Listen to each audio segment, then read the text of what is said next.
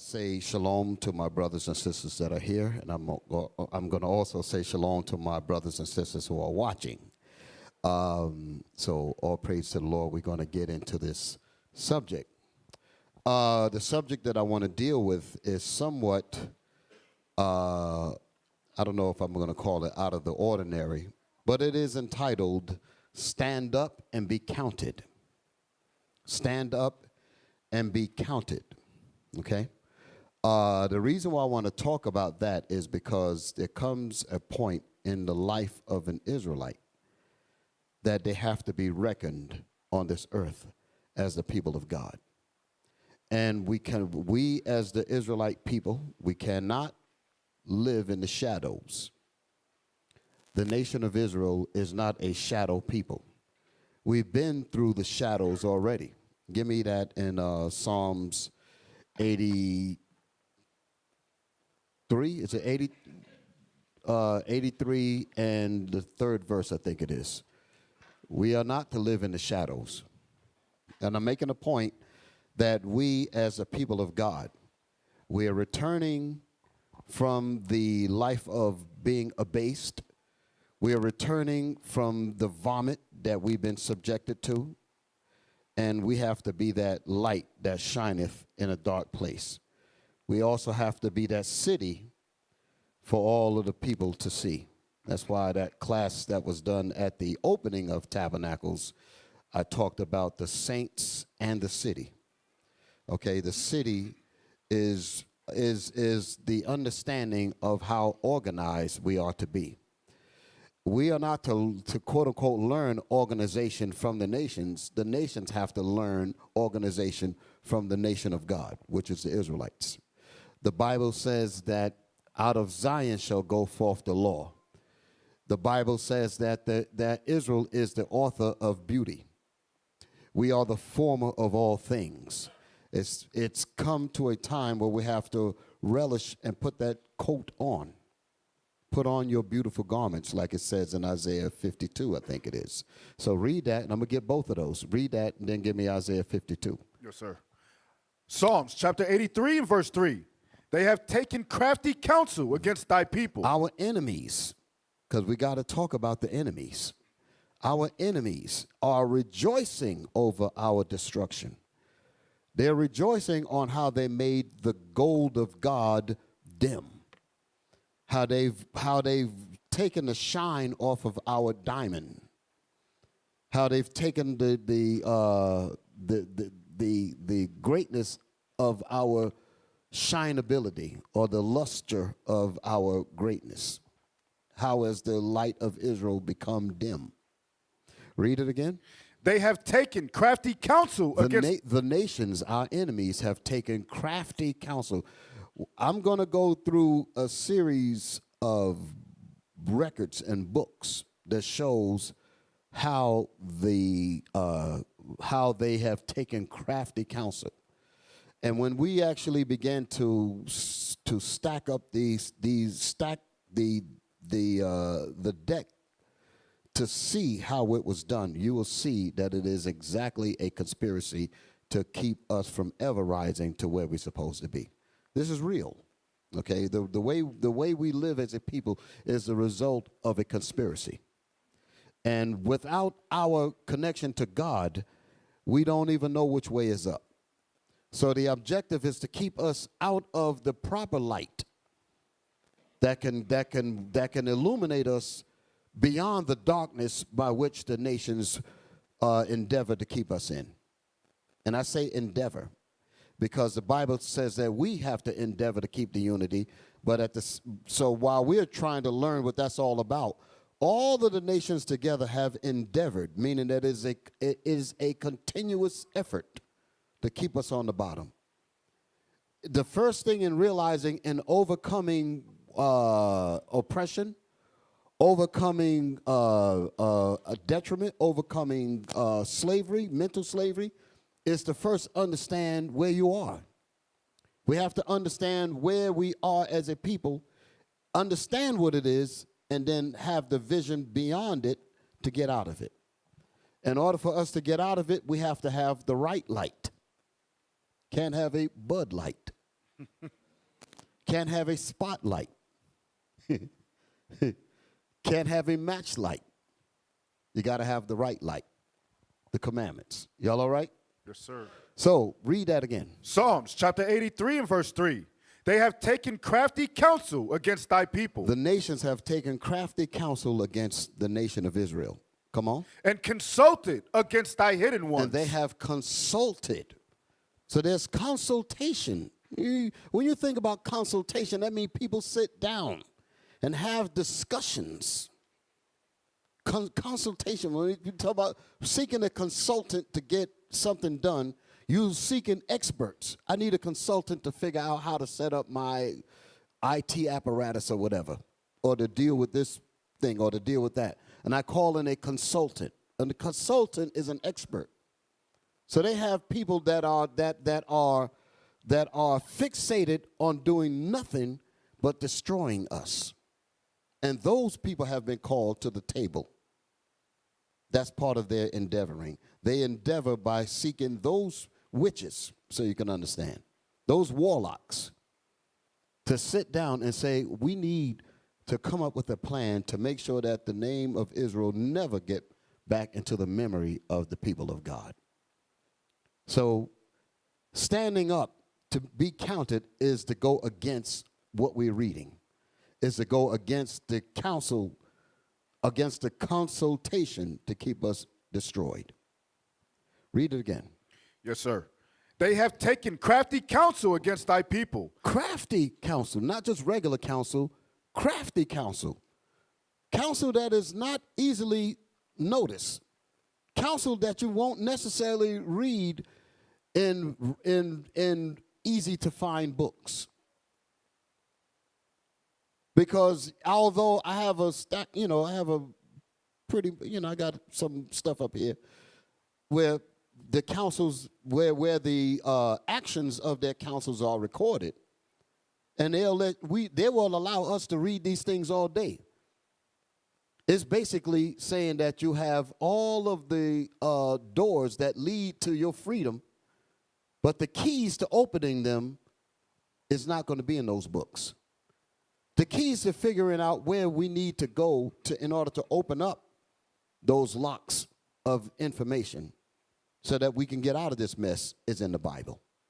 And that's the reason why they have Christianity. That's the reason why they have these different, all kinds of religions. You can be anything. You can say your nationality is a fish, bat, and a goat, all three. And you can get protection. You can say you're LGBTQZY, whatever. You can say my babies are not babies, they're babies. And there's laws to protect that. But if you say you're an Israelite, all of a sudden you're deemed a terrorist. Can you dig it? That means they know that though the key to you getting out of the bondage by which they invested in is actually when you figure this Bible out. And they say we have to keep them from that. We'll give them Islam. We'll give them Baptists. We'll give them Scientology. We'll give them Africanism, whatever. Give them anything. Hell, they're looking for something anyway. So give them that. And even though, like I said a long time ago, I was looking for the proper liquid to quench my thirst for the answers that would solve the questions in my mind about why is it that we're suffering the way we're suffering. And I went through a myriad of different things. Africanism, Islam, I went through those. I studied those things a little bit. And although they were wet, because it poured a little bit of understanding here and there, they were wet, but they did not quench my thirst. When my thirst needs to be quenched, don't give me soda. That's not going to quench my thirst. I have to have that clean glass of water. That's where the thirst gets cleaned up. And that's what the Bible did. So once I got to the Bible, I realized I hid it. And that's the reason why I didn't look no further past the Bible. That was 30 years ago, 31 years ago. I didn't need to look past this no more. I figured this is it. I got it. This is how I'm rolling. Y'all all right? But the enemies don't want us to have this. So they'll give you anything. Read that again. Psalms chapter 83, verse 3. Now, remember these points that I'm making, and I'm saying a lot. And as the class go on, when I start bringing up certain things, try to reverberate in your mind. Try to, the light to come on. You know how we do. These connections will be made. So as we go through these lessons, you will begin to remember certain things that were said in the opening. Read it again. They have taken crafty counsel against thy people. They, the nations, have taken crafty counsel against the people of God. Come on. And consulted against thy hidden ones. And they have consulted against thy hidden ones. That's the part that I wanted. Hidden ones. So when I was making a point about us standing up, we can no longer really live as hidden people. We cannot live in the shadows. That's the point I was making. Can't live in the shadows. God's people was meant to be on the hilltop. God's people, the scriptures say that you don't light a candle and put it underneath a bushel. You put it on the top for the whole world to see. Y'all dig it? That's what Christ said. So we are not to be hidden. But as you can see, our enemies don't want us to be illuminated. They don't want us to be seen. They don't want us to enjoy each other's company. They don't want us to have that umbrella, that atmosphere of righteousness. They don't want us to have that, because the more that we attain to righteousness, the closer our God gets to us. And the closer our God gets to us, the quicker and the more certain the kingdom is coming. So it's a very real reason why they do what they do. Because the longer we stay in sin, the longer we stay in evil, the longer they stay in power, and the longer this earth stays under out of course action. The earth needs righteous rulers so that the earth can rejoice, so that the trees can rejoice, so that the birds and the animals can rejoice, so that the people can rejoice. But Satan don't want that. We're going to read about that too. Y'all all right? Read. They have said, come, let us cut them off from being a nation. Let us cut them, the hidden ones, off from being a nation, Israel. Come on. That the name of Israel may be no more in remembrance. That the name of Israel may be no more in our minds. So to let you know how slick our enemies are, once you come into this truth and you're learning this truth, if you ever come to a point where you don't care about knowing that you're Israel, that means Satan has gotten into you, and what we're reading is actually happening to you right now, at that moment. If you ever come to a point where you say, you know what, I don't need to be in, quote unquote, you might even call it that Israelite stuff. Once you begin to entertain that, you are fulfilling what the enemies wanted and don't even know it. Think about it. When we go out to camp, we try to tell them that they're the Israelites and they reject it. They are literally operating up underneath the perfect plan to destroy them of what we just read. Read that verse again. Verse 4, they have said, come and let us cut them off from being a nation. Our enemies said that. Our enemies said, come and let us, in our consultation, because it said they have consulted against our hidden ones. In their consultation, in their crafty counsel, all of that, let us endeavor to keep them from recognizing that they are the Israelites. So the moment you begin to start to entertain what we're reading, you have actually fell into the trap of what their whole plan was about. Meditate on that, what I just said. Whenever we come to a point where we are comfortable not calling ourselves the Israelites, we are fulfilling what our enemies set for us. It's heavy, ain't it? Read. They have said, come and let us cut them off from being a nation, that the name of Israel may be no more in remembrance. And their remembrance, and be no more in our remembrance. So they want us to forget that. That's what the breaking in period was about in slavery. That's what the educational system is about. The history lies, all of that stuff that's going on in school. Television, false media, false imagery, religion, you name it. It's all designed to keep us baffled, keep us in a sense of obscurity, confusion, like balls floating around in a vacuum, not knowing where we're supposed to be. That's the confusion that our enemies want us to stay in. And whenever we find ourselves comfortable in that, instead of being what God actually made us, and we relegate ourselves to the shadows, we embrace being hidden, that's when we have lost it. But it is the job of those who are still enlightened to have a reaching hand to reach your brothers and sisters. Even if you see that they're near slipped, reach out to them. Bring those brothers back home. Bring those sisters back home. Y'all all right? Yes, sir. That's what we as men supposed to do.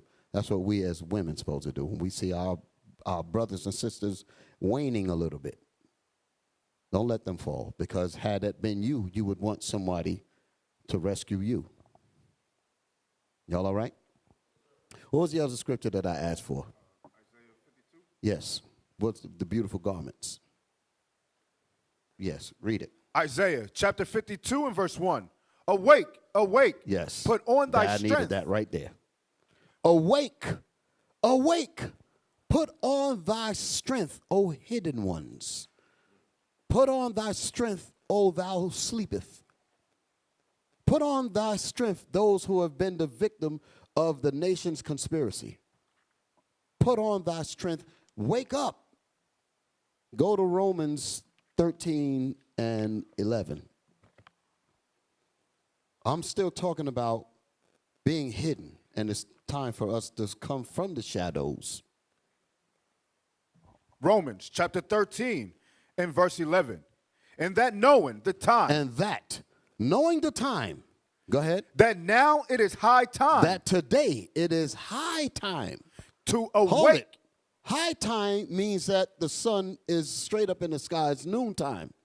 Are we supposed to still be in the bed sleeping when it's noontime? There's a reason why the Bible is using that word there. It's saying that we should have been awake. He didn't say, for it is 6 in the morning. It said it is high time that you should awake out of sleep, because we've been put to sleep by our enemies. The Lord said the punishment of Israel.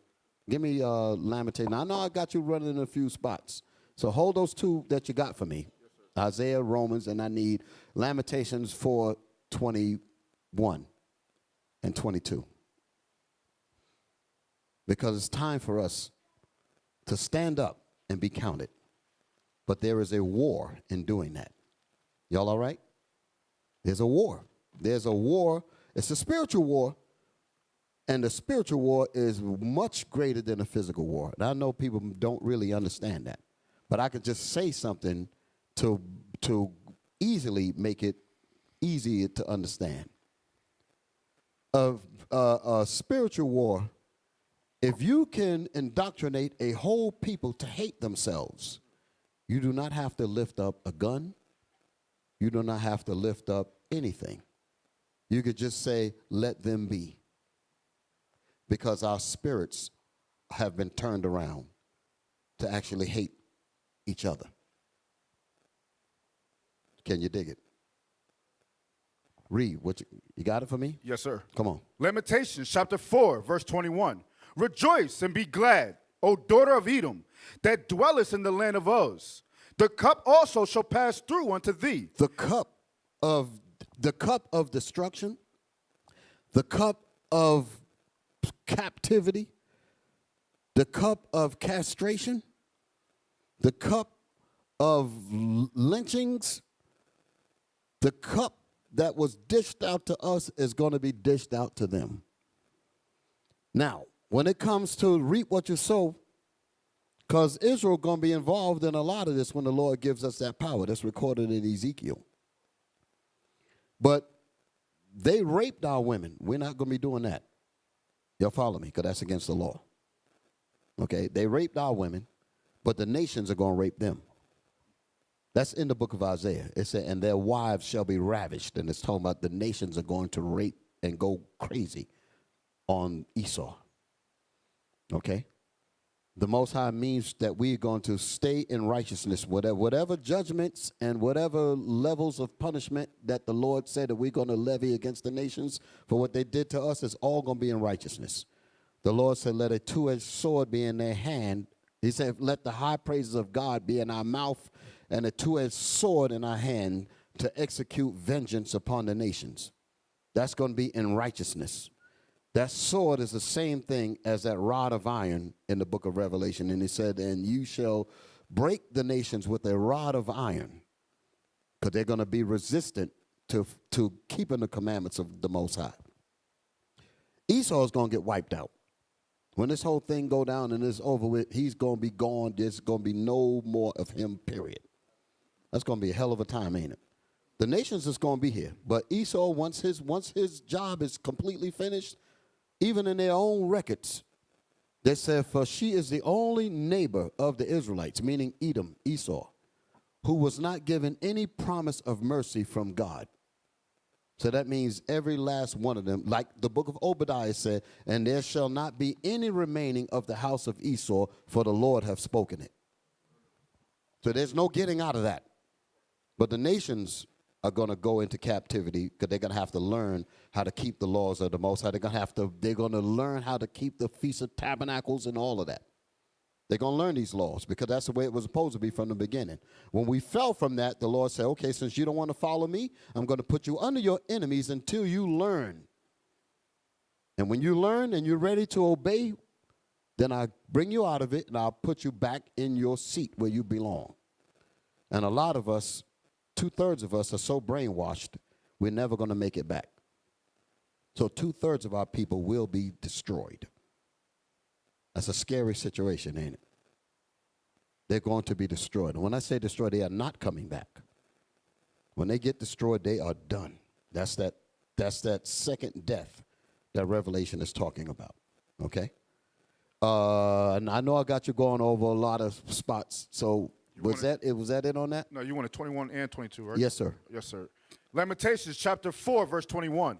Rejoice and be glad, O daughter of Edom, that dwellest in the land of Uz. That dwelleth in the land of Uz. Come on. The cup also shall pass through unto thee. The cup of trembling, the cup of fear, the cup of destruction, the cup of loss of children, the cup of being bereaved of your family, the cup of having your wives taken away from you, having your husbands killed. All that's going to come to them because it happened to us. Go ahead. Thou shalt be drunken. You shall be drunken also, Edom. Go ahead. And shall make thyself naked. And you will be brought down naked, meaning everybody going to know your shame. They're going to know all about him. As this world continues to move on, the wicked will be revealed for exactly for what he is, and the whole earth is going to turn against him. Read. The punishment of thy iniquity is accomplished. The punishment of our iniquity. That's the 22nd verse there. Yes, sir. The punishment of our iniquity is accomplished, meaning we paid the price. Go ahead. O daughter of Zion. O daughter of Zion, the nation of Israel. Come on. He will no more carry thee away into captivity. God will no more carry us away into captivity. Can you imagine what this was like when the prophets was writing in the scriptures and was writing about the empires like Daniel's? Daniel was in the Babylonian captivity.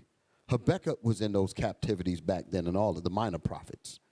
And they were upset, rightfully so, like Ezra was upset.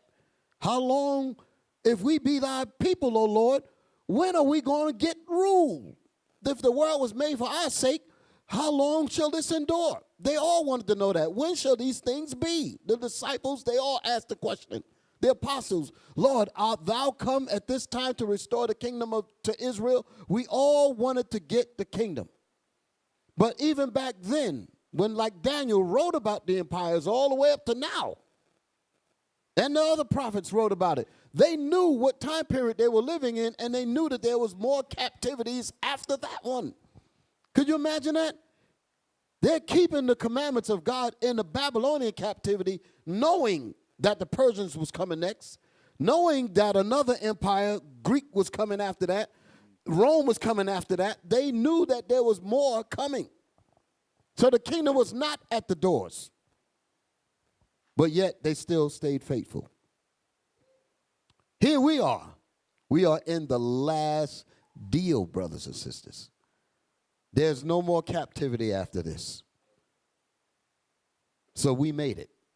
Yes, we were those spirits back there during the time of Babylon and during the time of Persia. I want to say that's another subject. But I actually, somewhere along this lesson, I'm gonna show you all that we've been here many times. And we are here again. Like I said, just to make it easy to understand with just one verse. When Moses said, and the Lord shall bring thee into Egypt again with ships. Moses was actually speaking to the people in Mount Sinai at that time, at the wilderness. He was literally speaking to a generation of people. Everybody in here knows that none of the people that Moses literally spoke to at that time went into captivity on ships. Can I get a witness? So how did that come to pass? They were going to come back generations later. Because Moses didn't say your sons will go into captivity. He said, and the Lord shall bring you. That's what thee means, T-H-E-E. And the Lord shall bring thee into Egypt again with ships. So it literally meant that. So when that generation was on the scene in the 1600s, the 1400s, that's when Moses' words came to pass. The other parts of the prophecies where Moses talked about the siege that was going to happen to us when Rome came in and destroyed us, that generation that Moses was talking to was there also. And you shall be led into captivity under all nations. Y'all know the scripture I'm talking about? Luke 21:20-24. That's the scripture I'm talking about. Luke, the Most High was making it clear that that same generation that Moses spoke to in Deuteronomy, the 28th chapter, they were on the scene because right after that, it's in Luke, it says that these be the days of vengeance, that all things which were written may be fulfilled. The things that was written in Deuteronomy, the 28th chapter. And it is going to be fulfilled right now in this generation. And woe be unto you that have young children. Woe be unto you that have, that are with child, and that give suck in those days. Because it was going to happen then. So what happened then? The siege that Moses wrote about. That we should turn and eat our own children, and we will be starving and all of that. That happened to that generation. So Moses wrote about it and said it then. That generation that Moses was speaking to didn't experience any of that. They just died in the wilderness. The only two that came out of that was Caleb and Joshua. Everybody else died. So according to Christianity, you would figure that, oh, no, that didn't happen. Yes, it did happen. They came back. Generations, the scriptures talk about that in the third and the fourth generation, they'll be back on this earth. That's why he said he would visit the sins of the fathers upon the children, upon the children's children, until the third and the fourth generation. Because the third and the fourth generation is your great-grandchildren and your great-grandchildren, which is you. That's how that works. So when you come back, you're going to fulfill what was said when you was on the earth before. Y'all all right? Yes, sir. That's a little deep, but I can cover that. You know, don't want anyone to go and fall off the horse. That's why I just wanted to give it to you on a simple level, okay? So the common sense is that when Moses said, and the Lord shall bring thee, he literally meant them. So I said all of that because when we was in the captivities in the Persia, when we was in the captivity in Babylon, captivity in the Persia, Greece, and Rome, that was us coming back in all those captivities, all the way up to now. Now the Bible says what in that Lamentations? Lamentations chapter 4, verse 22. The punishment of thy iniquity is accomplished. All that ass whooping that we got, generations of it. But the Lord says, what? The punishment of thy iniquity is The accomplished. punishment of your iniquity, our sins, is accomplished. He allowed Christ to die on the cross to redeem us from the curse. Now we have a chance to repent. And that's where we're at now. So he says, your punishment has been accomplished. Go ahead. O daughter of Zion, O daughter of Zion, Israel. Go ahead. he will no more carry thee away into captivity. He will no more carry us away into captivity. This is it. This is it. There's no kingdom coming after this except the kingdom of God. This is what Revelation is about. The great dragon fought against the Most High and the Christ and the angels. That's what's coming up now, and that's what he's trying to prevent. And Esau is measuring his time left by looking at the Israelite people. He said, the more of them that wake up, the closer my doom comes. So his objective is to keep us asleep. Because the more of them that wake up, that's the numbers being sealed up. And as it's becoming more and more sealed up, that means his doom is imminent. So what else would he do but try to keep you from this, that the name of Israel be no more in your remembrance? See how easy that is? Y'all all right? Yes, sir. Read. He will visit thy iniquity, O daughter of Edom. He is going to bring this. He's going to bring the destruction on Edom. He's going to bring the payback, the reap what you sow. All of that is going to happen to Edom. Because we're going to be getting delivered. Okay? Now, what was I reading before that? That was Romans. Let me just finish this, Bishop. Yes. He will discover thy sins. He will discover their sins against us. Now, I want to be very clear when it said that he will discover the sins of Edom. Edom's sin is not that he didn't keep the high holy days. Because that's our responsibility. Edom's sins is not that he didn't keep the laws written in the the law of Moses, sacrificing that. None of that. That's not the sin that he committed. The sin that he committed is written in the book of Obadiah. Let's read that. Obadiah the 10th verse. This is the sin that he committed. Obadiah chapter 1. Because only the people of God can commit the kind of sin that belonged to Israel. The ones that Moses told us that we had to keep, that pertains to Israel. These be the words which Moses spake unto all Israel. That's what it says in Deuteronomy 1:1. Ain't no other nations involved in that. So the Israelite people are the ones that's responsible for keeping the laws of God. But what sins that Edom committed? It's not these. It's what we're about to read. Obadiah, verse 10. For thy violence against thy brother Jacob. For thy violence against thy brother Jacob. That's the reason why he's going to pay. Because of what he did to us. Read it again. For thy violence against thy brother Jacob, shame shall cover thee. Shame shall cover them. Shame shall cover the nations.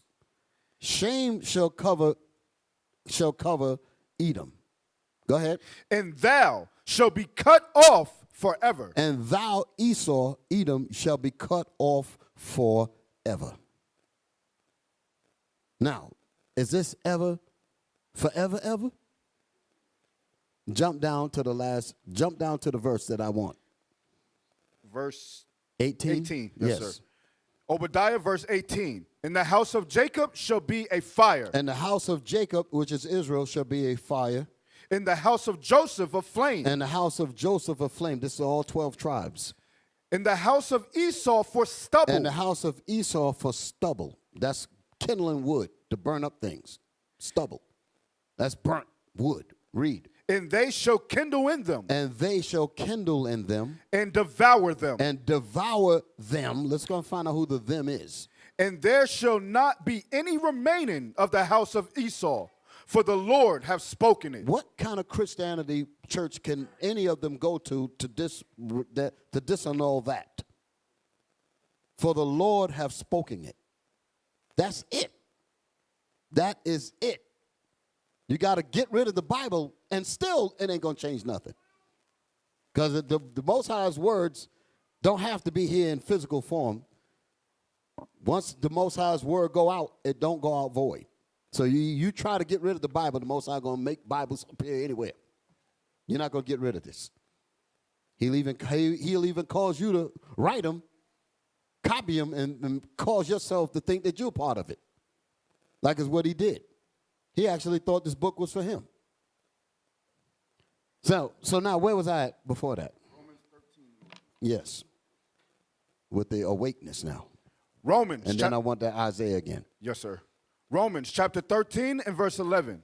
And that knowing the time, that now it is high time to awake out of sleep. So now it is high time to awake out of sleep, because we ain't going into captivity no more, brothers. This is it. This is our time to stand up and be counted.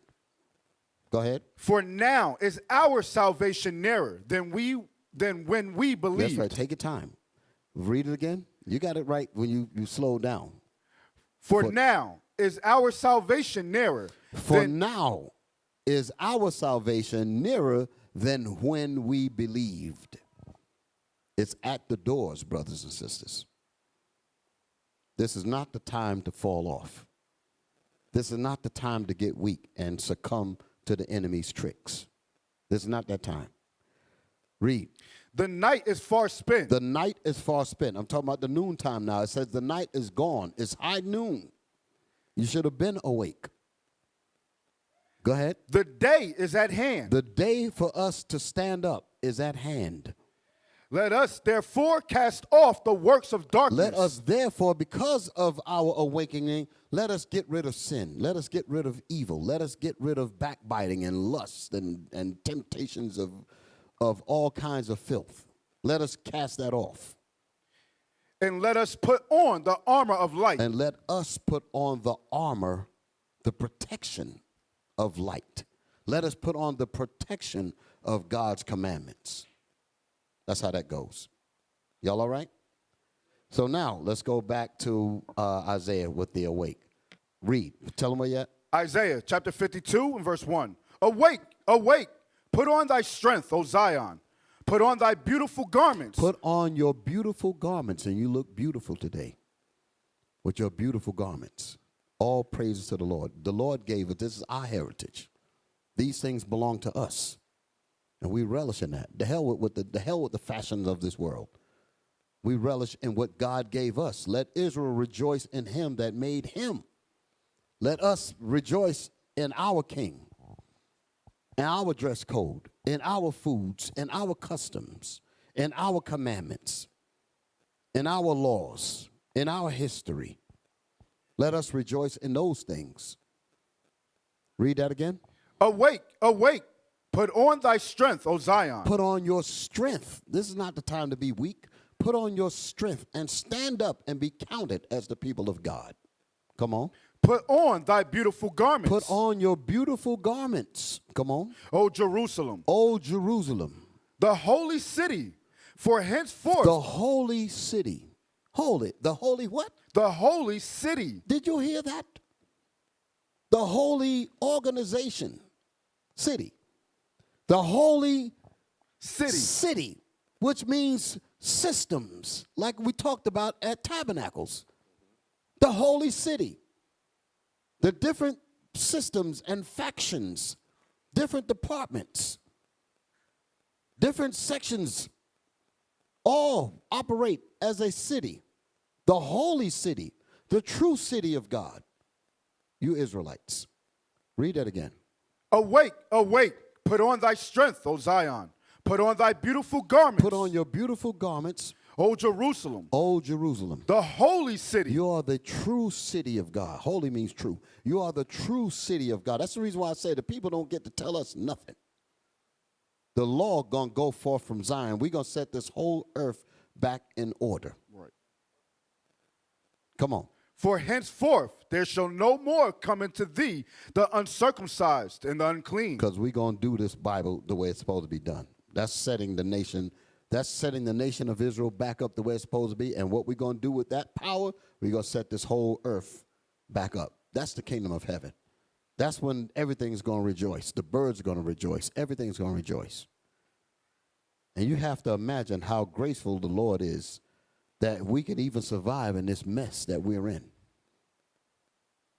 That we can even survive day to day with all this filth. You got people that's literally, you got two men looking at each other and talking about some, let's get together, as if one's a woman. And that's normal. They're trying to make that normal. Now they're trying to justify pedophilia. Yes. They're trying to justify, what else? There's some other stuff. Like I said, the Thabies, Elmer, they pretty much got that down. Huh? Oh, Lord have mercy. What is that? That's what it is, Bishop. NAMBLA. That's it. NAMBLA. North American Boy Love Association.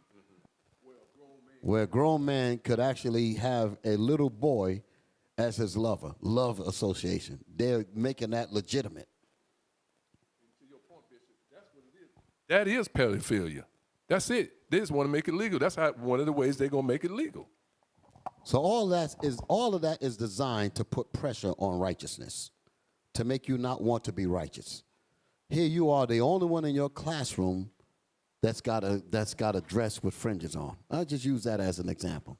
And you in these classrooms, and everybody else is in tight jeans and this and that and the other, talking to the boys in the corner and all, and they looking at you like, why do you just can't get along with us? Can't you just join us and be a part of what we got? Look, I got boyfriend so-and-so. I got this, I got that. And look at you. You just missing out on all kind of stuff. And you feel that pressure. And 25 out of 30 of them would be knocked up with a baby, no husband, welfare, hell, abortion, every damn thing else that's going to come out of that. But you don't see that part of it. All you see is the daggone glitz and the lies that they're showing you and telling you you're missing out.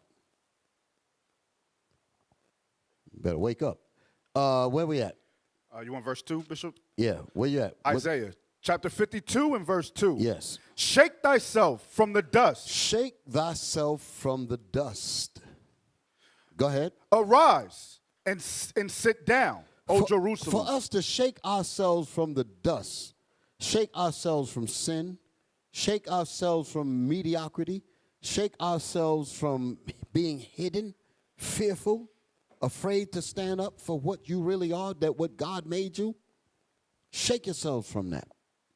God did not make that. Our enemies created that spirit in us. And if we recognize that's the way we think, we need to recognize that this has to be overthrown. This mindset has to be overthrown with the word of God. Your mind have to be renewed with the word of God. If you find yourself comfortable outside of the realm of the Bible, the enemy has succeeded. Y'all all right? Yes, sir. So the point that I'm making, again, all of this is, did I get all my scriptures out? No, sir. Come on. Loose thyself from the bands of thy neck, O captive daughter of Zion. O captive, we're captivated by sin and evil and temptations. Captivated by that thing. It's time for us to break loose. Awake, awake, wake up. Why in the world is the Bible using terms like that? Because we are asleep. You don't tell a awake person to wake up. But they got this thing talking about something, the woke. They got this woke movement. Them people ain't woke at all. Dead as hell. But the real woke is what we're talking about. To wake up means to be illuminated with God's laws. That's what it means to wake up. So when the Bible is telling us to wake up, it's telling us to put on thy strength, the Bible, put on our customs, put on our heritage. Okay? Put on your history. When you talk about culture, you're talking about the Bible. This is culture. That mess that they talk about on television and your social media, that's not culture. Talking about some hip-hop culture, that's not culture. Culture tells you what to dress, how to dress, what to eat, what you shouldn't eat, tell you who your enemies are, who not it tells you how to set your families up. Understand that. Culture is your whole being. Tells you who your people are. Tell you what to eat, what laws that you have between each other, how to resolve differences, how to apply the commandments to each other, to keep the peace, to endeavor to keep the unity. That's culture. A constitution, if you will. That's culture. Tells you what to wear, how to dress, how to keep yourself. That's culture. That's the Bible. That's your strength. Put on thy strength. Read that again. Isaiah chapter 52 and verse 1. Awake, awake, put on thy strength, O Zion. Put on thy beautiful garments, O Jerusalem, the holy city. For henceforth there shall no more come into thee the uncircumcised and the unclean. Shake thyself from the dust. Shake yourselves from ignorance. Shake yourself from slavery. Arise. Emancipate yourself from mental slavery. Go ahead. Arise and sit down, O Jerusalem. O Jerusalem, sit down and learn my Bible. Go ahead. Loose thyself from the bands of thy neck. Loose yourselves from the bands of sin that's around your necks, that's got us destroyed. That's those bands that are around our neck is what Deuteronomy 28:48 was talking about. When it said that, and therefore shalt thou serve thine enemies, which the Lord shall send against thee, in hunger, in thirst, and in nakedness, and he shall put a yoke of iron upon thy neck until he have destroyed thee. So once we are destroyed, he took the physical chains off, and now we put on the mental chains. We put on the mental chains. Can we show the book? Did I give you the cover of the book? Yes, show that. This is what happened to us. This is what we're reading. Bust even though it said neck there, but it's really talking about our minds.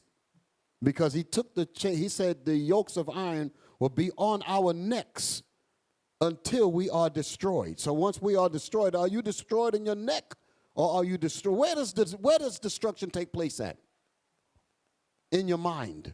So once your mind is destroyed, this is indicative of what we're looking at here. This is what we have to break. Stand up to break this. Okay. Is that it on that? Loose thyself from the bands of thy neck, O captive daughter of Zion. O captive, we're captive in our minds. O captive daughter of Zion. Come on. Verse 3. For thus saith the Lord, ye have sold yourselves for naught. We have sold ourselves for nothing. You want to run with the crowd that's going nowhere but destruction. And you want to run away from what really belongs to you. Come on. And ye shall be redeemed without money. Because the Most High Christ died on the cross to redeem us. You didn't have to pay a fee for that. Okay, now let's go now. So that's it. I got all my scriptures, all right, yes, for the moment. Yes, all praise to the Lord. So now I'm talking about us standing up and being counted.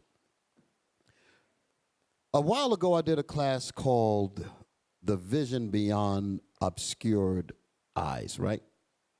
I'm trying to remember the full title. And that class was about us having vision beyond the trickery. Because we've been blinded in this society. We've been blinded in this kingdom. We've been blinded to not know which way is up. We've been blinded in terms of righteousness. We don't even know the difference between righteousness and wickedness. Now we're so messed up, we don't even care. So things are so bad now, it's almost impossible to look beyond the obscurity to actually see a vision that gets you out of bondage, mental bondage, like that image that we show. Yes, this is the following God's vision that's beyond obscured eyes. Thank you, brothers. That was the class. So we're not going to be able to do this if our minds are completely obscured with a chain around it where we can't see anything beyond television. Because Esau says, I'm going to set all of that up so that you can live within my circumference of confusion. Don't be radical. Understand those words. Don't be radical to go outside of the hog pen that I put you in. Live in there. Conform to that. Conform to TikTok. Conform to Instagram. Conform to Facebook. Stay within the realm of the evil that I've shaped for you. Don't look beyond that. Because within that circumference of obscurity, you can't see anything but what's in there. And you will begin to make everything conform to your thinking. As a man thinketh, everything that comes within his or her grasp will conform to go no further than their thinking. If their mind is in a particular realm, they will not think beyond that at all. Every word out of their mouths will be indicative of where their mind is. As a man thinketh, as a woman thinketh, that's what they become. So once your enemies shape your reality, everything that you do is going to fit within that definition. And whenever you act outside of that, and those that put you in the box notice that you're operating outside the box, they say you're a radical, you're an extremist, you're a troublemaker. Who learned your mem? How did you get that? Who raised you? What school did you go to? This happened to me. What country were you born in? How did you get to know these things? And my schools was set up by me to not allow you to think beyond what I shaped them to train you for. And here you are operating outside of my guidelines. Who have you been talking to? You're radical. Some stuff, ain't it? Where we at?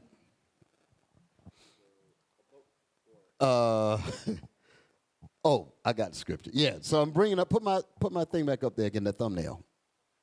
The obscured eyes. This is not today's show, but this is what I was talking about. So it is about us following God's vision that is beyond obscured eyes. But if our enemies are you can take it off.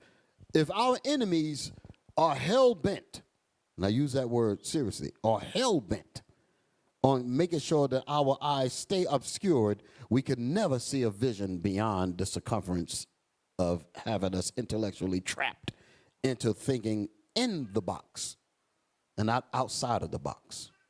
Y'all all right? Yes, okay. Now, like I said, our eyes today have been distorted through the lenses of obscurity. I'm dealing with stand up and be counted. Put that thumbnail up there so that they'll know what we're dealing with. This is the actual title. This is what we're dealing with today, and I'm getting ready to go into it. Okay? Stand up and be counted. Okay, this is what we're dealing with today, brothers and sisters. Okay, this is what we're talking about. So now, give me the book of the Wisdom of Solomon, chapter 4, verse 12. Because again, we're at the cusp of standing up on our own. We're on the cusp of standing up to be counted as the people of God. We're on the cusp of being that city, that beam of light that shineth in the dark places, what you was bringing out, Captain. You want to go ahead and bring that out? And bring that out now. In Peter's, right? Oh, the one in Psalms. Yes, read that. Mm-hmm. Yes, let's get that. Psalms 83, start at verse 23. I'm sorry. 83, 23, verse 3.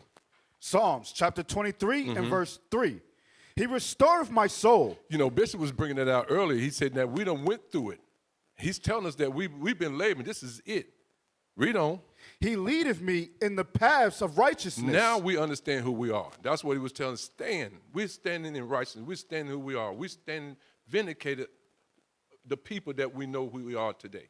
Read on. He leadeth me in the paths of righteousness. And that's the path that we on, as to gather in the 12, as to bring our people home through righteousness, showing them that they have a great history. And when we do that, we're showing them that we can become great parents. We can become great leaders in our communities. We can become great fathers and mothers and have wonderful children. Read on. For his name's sake. To bring him glory. I was reminded when Bishop was doing the class, it came to me what it said about Moses. He said that, I'm paraphrasing, but he said that my people may come and worship me. And that's our calling, that we have to go back before the Lord.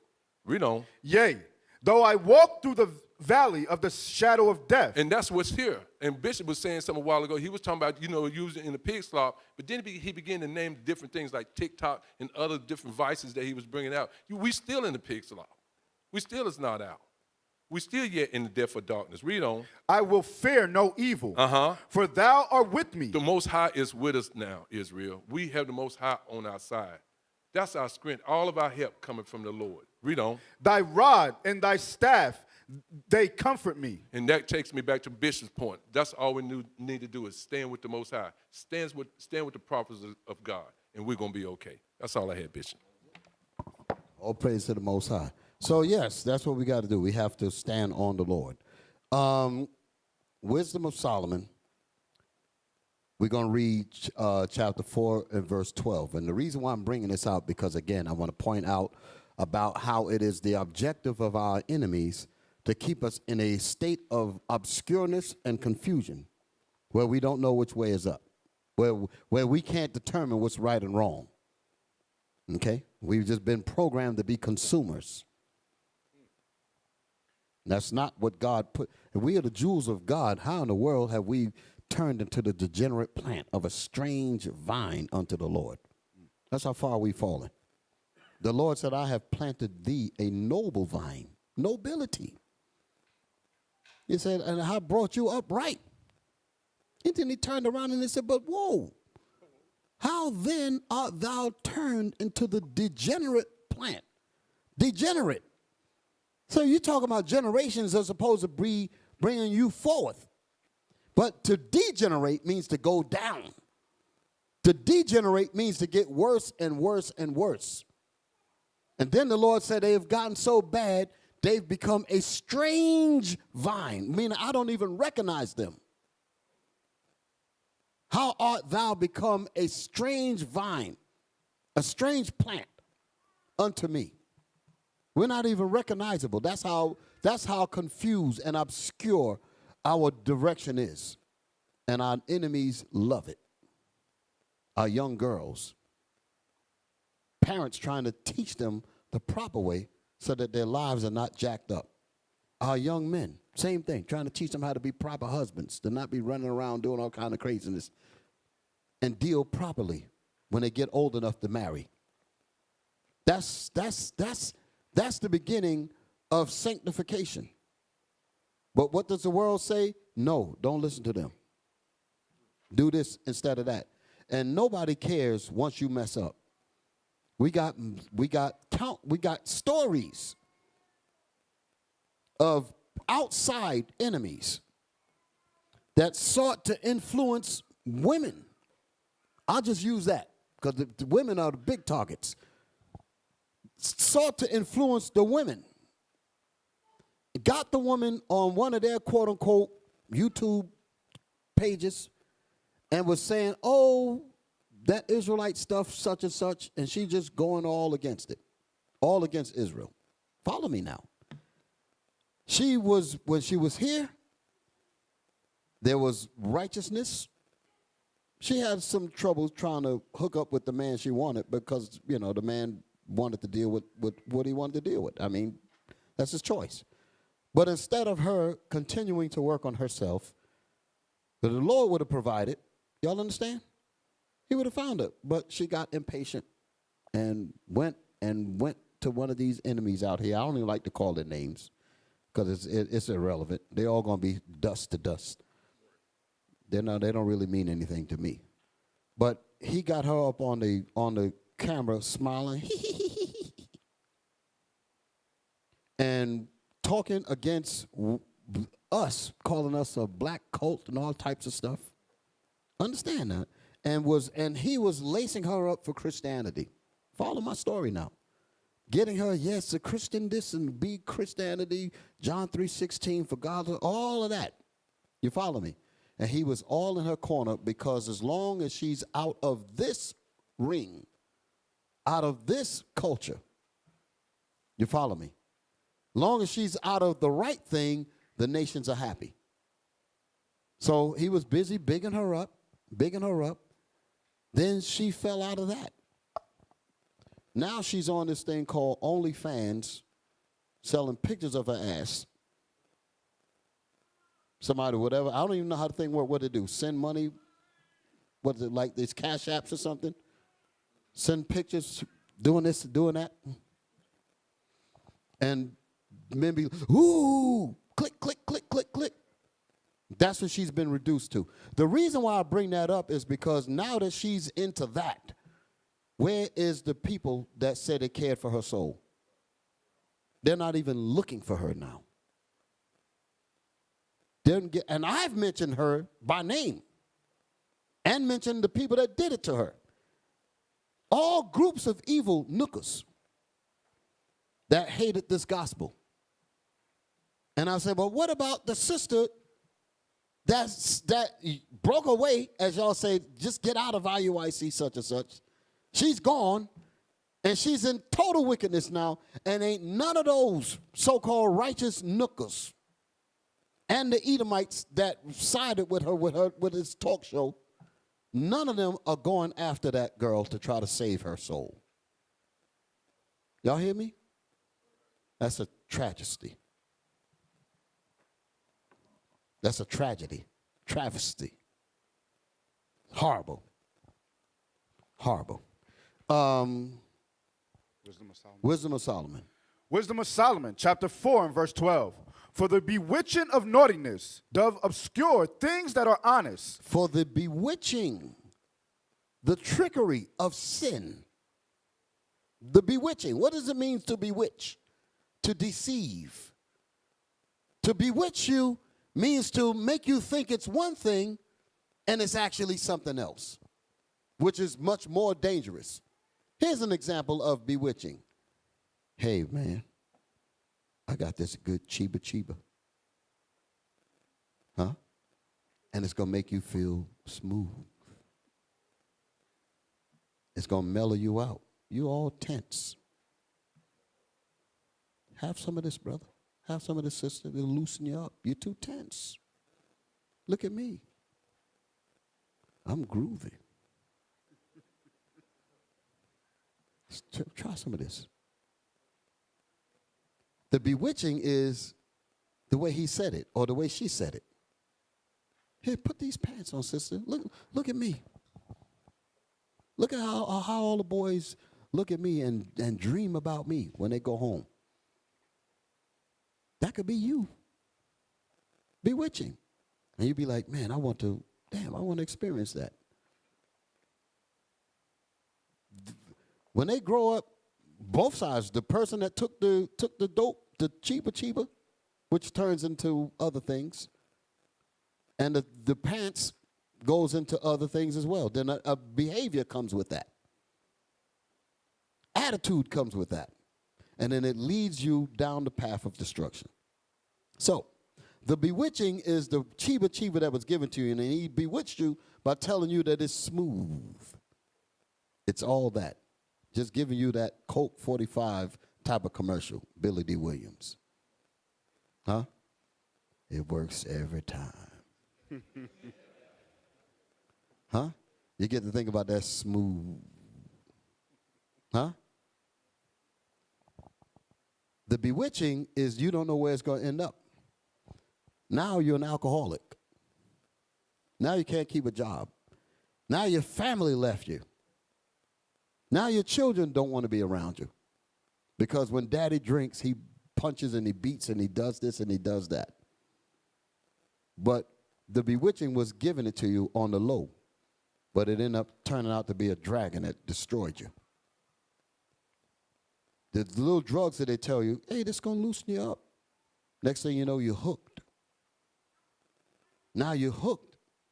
And that chemical addiction is horrible.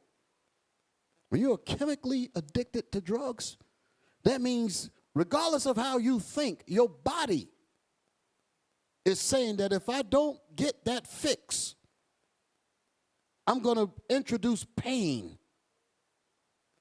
So they have to get it. Y'all ever seen people on drugs like that?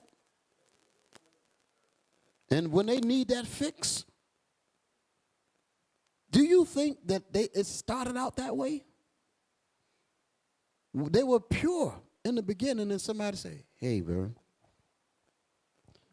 got that cheaper? Huh? And slid it to him. And they took it. He said, how do you feel? Oh, I feel great, man. Huh? That's the first deal. Huh? And you've been like some of the old heads. They said, man, when you first hit it, that bell is rung. How many of y'all know what I'm talking about? I don't know personally, but I worked at a hospital, so I just get all them stories and seen them had to deal with them. Y'all all right? Hey, Bishop, it's the best thing they ever had. And then they're chasing that thing for the rest of their... That's what they call, they chase that high. They chase that, and they never get it again. So whenever you can't get that bell rung, that's what they literally call it. They say having your bell rung. When that thing hit that bell the first time, and every high trip, they can never reach it. So they're constantly trying to get it. But when you first took it, you didn't need it, but they slid it to you on the low. This is going to make you feel this way. It's going to make you feel that way. And then you end up taking it.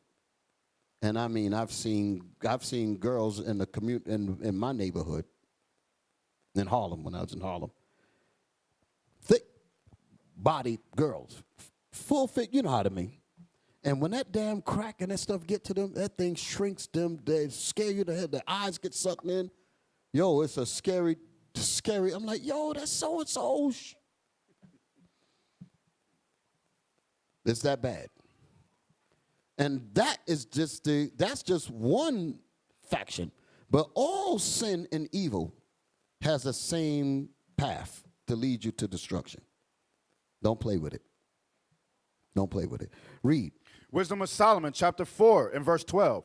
For the bewitching of naughtiness doth obscure things that are honest. So the bewitching, the trickery of sin, it obscures, makes it unclear, makes the Bible, that's the things that are honest, the Bible.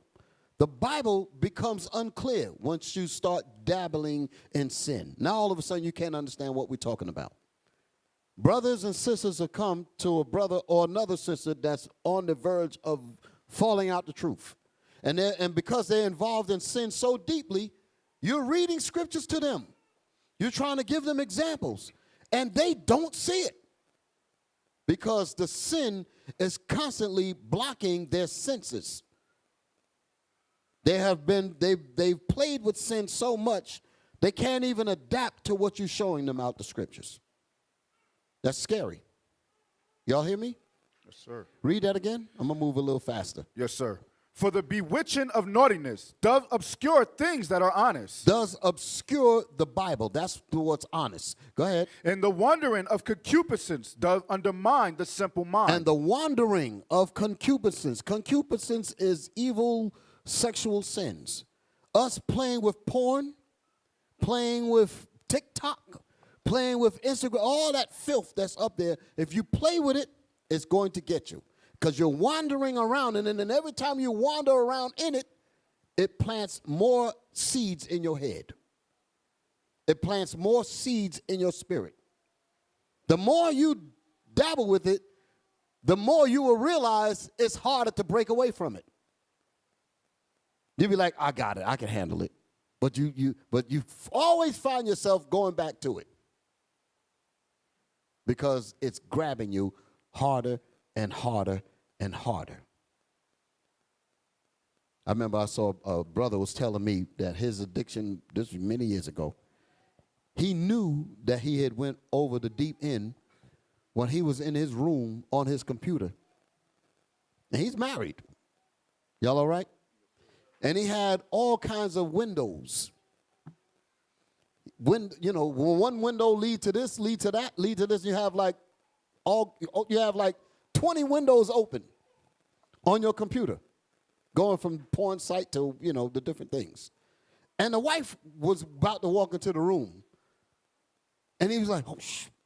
He trying to take the mouse and click all the X's to get rid of them. Y'all all right? That's when he knew. He said, damn, this thing's got me. It took that for him to realize that he was being sucked in. He said, I got 20, I'm up there trying to click out 20 boxes of filth. But notice, before she walked in, he was deep in it. You follow me? Without thinking about nothing, the world outside disappeared. I'm encapsulated in this thing. It's me and my computer. And we got it going on. But all of a sudden, boom, the door clicked or walks into the room, and all of a sudden, you get a glimmer of sense, like, oh, but I ain't even supposed to be doing this. And you find yourself clicking, trying to get rid of all those X's. And while you're doing that, you realize, you see how sick you are at that moment.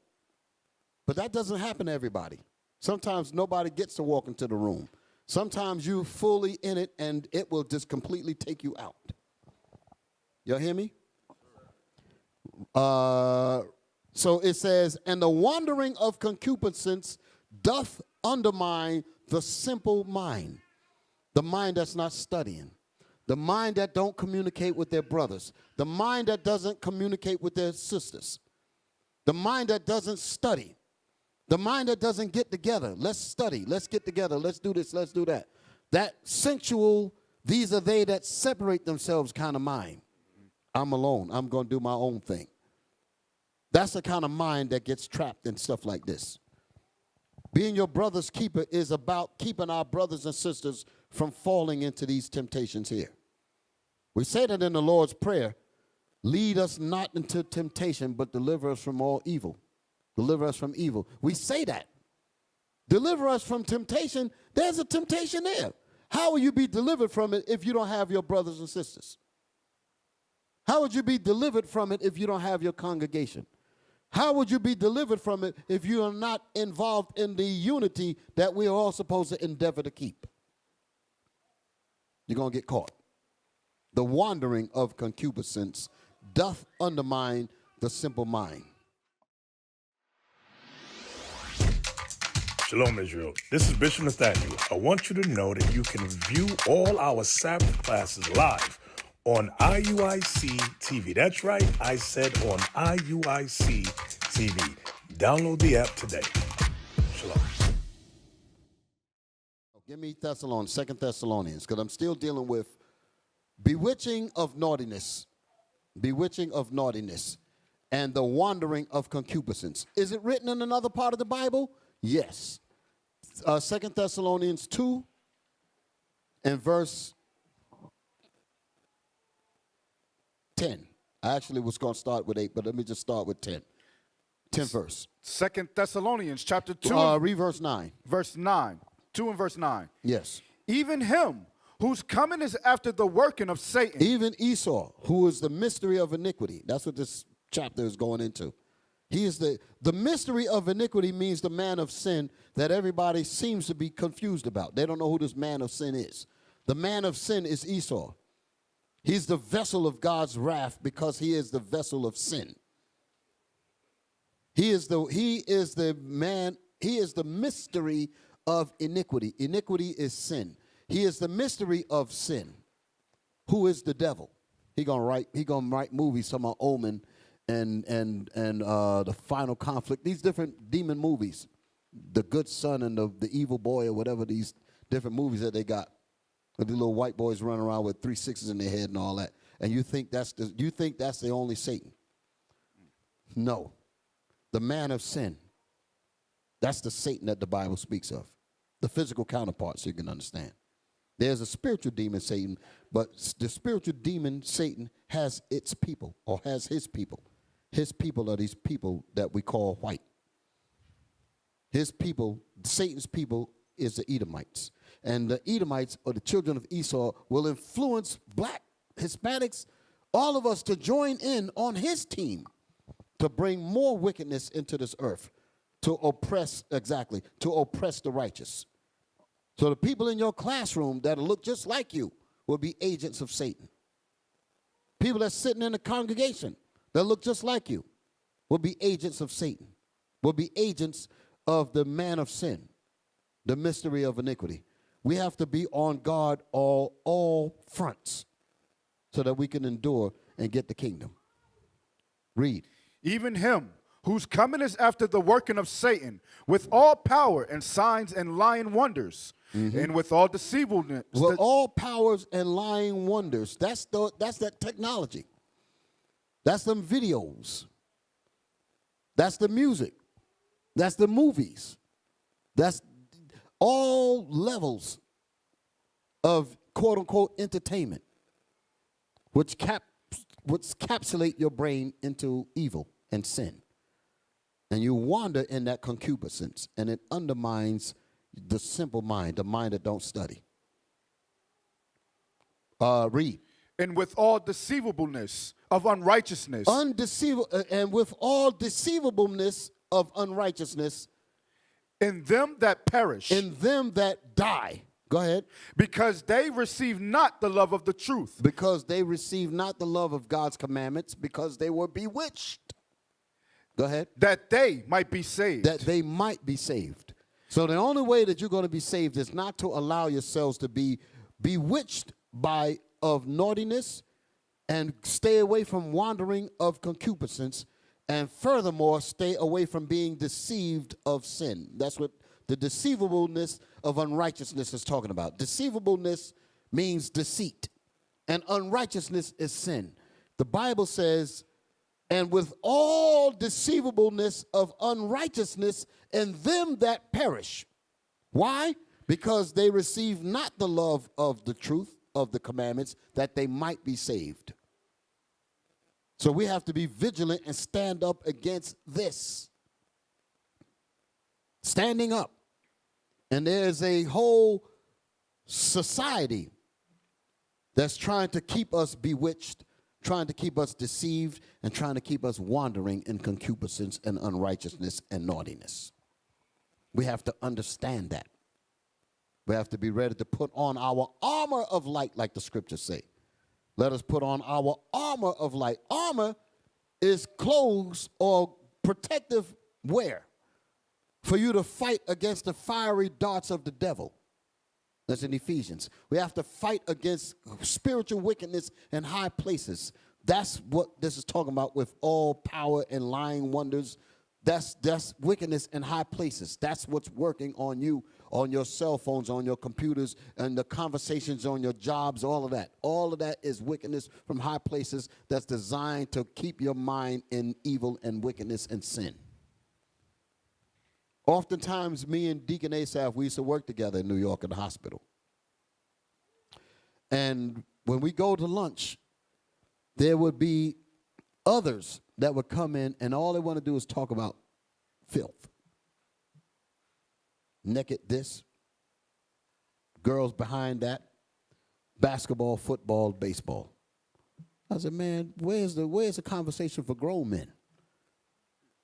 Me and Asaph would get up and go to another section and read the scriptures. Then a nook will come in behind us. What? Y'all reading the Bible? Man, y'all need some Hennessy. Negro said that. Y'all dudes reading the Bible? Man, y'all need some Hennessy. Huh? Now, some weak-minded persons will feel embarrassed because someone said that. Damn, man, he caught us reading the Bible. He going to tell somebody that we reading the Bible. And they're going to look at us like we're strange. Well, the scriptures talk about that too. Count it not. Don't worry about that. Stay here. Because there's a kingdom coming for those who are steadfast in this gospel. Now, give me Wisdom of Solomon. Wisdom of Solomon 5, verse 4. So what am I bringing out? I wanted to just reflect real quick about, like I said, I'm going to be mentioning things that's going to take us back to stuff that I said earlier. I was making the point that it's time for us to stand up and be counted. I'm making the point that the nations and our enemies don't want us to stand up They want us to take a regressive stance and lean back and not stand up as men and women to illuminate who we really are. They want us to remain hidden. They want us to play the background. So that's why I was reading that in Psalms. They have consulted against our hidden ones. So the lesson that we're talking about is for us to stand outside of that. Is to go against their effort to keep us hidden, to go against their efforts to keep us in sin and evil. We have to stand against that. The scripture says, who will rise up for me against the evildoers? That's the spirit that we have to come with. Okay? So what am I dealing with? Wisdom of Solomon, chapter 5 and verse 4. So we're talking about us standing up and being counted because we are the people of God. Read. We fools accounted his life madness. We fools accounted, the fools are all of the enemies of Israel. Rather, it's including the nations, and it's also including the wicked of our people, the one that want to give you the drugs. Hey, man, try some of this. They're the ones that's trying to destroy our mission and our vision beyond the obscured eyes that this society has given us. Read that again. We fools accounted his life madness. We fools, because they realize that God is going to deal with us anyway. And as the Lord is going to increase us, their efforts to keep us in bondage is going to weaken. So as they see us continuing to rise and stand up that what God wants us to be, they're going to realize that all of their endeavors have come to nothing. And they're going to say within themselves, we fools accounted his life or their lives madness. Look at him reading the Bible. Look at her with that skirt on. Look at him with them fringes. Look at him talking about he don't want to go out and on Friday night and just got paid. No. Look at what you're missing. So-and-so has been asking about you. Her butt is even bigger this year. Somebody might say that to you. You be like, so? I said, what the hell's wrong with you? You done turned gay? And then you feel like, oh, man, damn, why you want to say that? Y'all feel me? Temptations. Read. We fools accounted his life madness. We fools, with all of the work that we tried to use to bring them back into sin, with all of the wandering of concupiscence that we tried to put in their way, with the deceit of sin, with the bewitching of naughtiness, all of these things we tried and we failed. And because we failed, we say to ourselves, meaning our enemies, they say what? And his He end, said, we fools accounted his life madness. They accounted our lives as madness. Go ahead. And his end to be without honor. And they counted our end to be without honor. They figured that we're not going to get honor from being steadfast in this gospel. Go ahead. How is he numbered among the children of God? How is he and she numbered among the children of God? Stand up and be counted. How is it that they're standing up and being counted when all of the works that we did to shut them down? They operated in defiance and stood against our efforts to destroy them. Y'all hear me? Yes, sir. Now read the first verse. Wisdom of Solomon, chapter 5, verse 1. Then shall the righteous man stand in great boldness. That's what it's going to take. We got to stand in great boldness, not scared, not leaning back, in great boldness because we have the truth. Go ahead. Before the face of such as have afflicted him. We have to stand in great boldness in front of those who wish for our harm. We have to stand in great boldness in the face of those who want to see us destroyed. Go ahead. And made no account of his labors. And the enemies, didn't make no account of our labors. They said, oh, they're not going to get anywhere. Go ahead. When they see it, they shall be troubled with terrible fear. Because there's a hunger that you have to have in this truth. You have to have the vision. You have to have that tenacity to never give up. You have to have that forceful warrior spirit in this gospel. to fight against the tricks of the devil in righteousness. You got to have that spirit within you, because the evil is meant to take us out. Now I'm going to segue into some stuff that I want to show y'all. Us fighting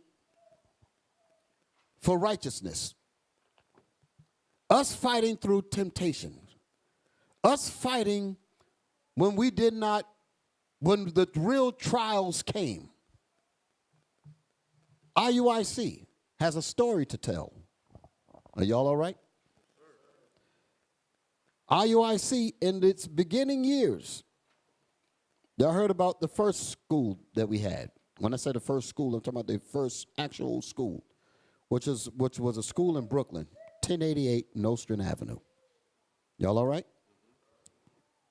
Before that, we was in the sister's house in Long Island.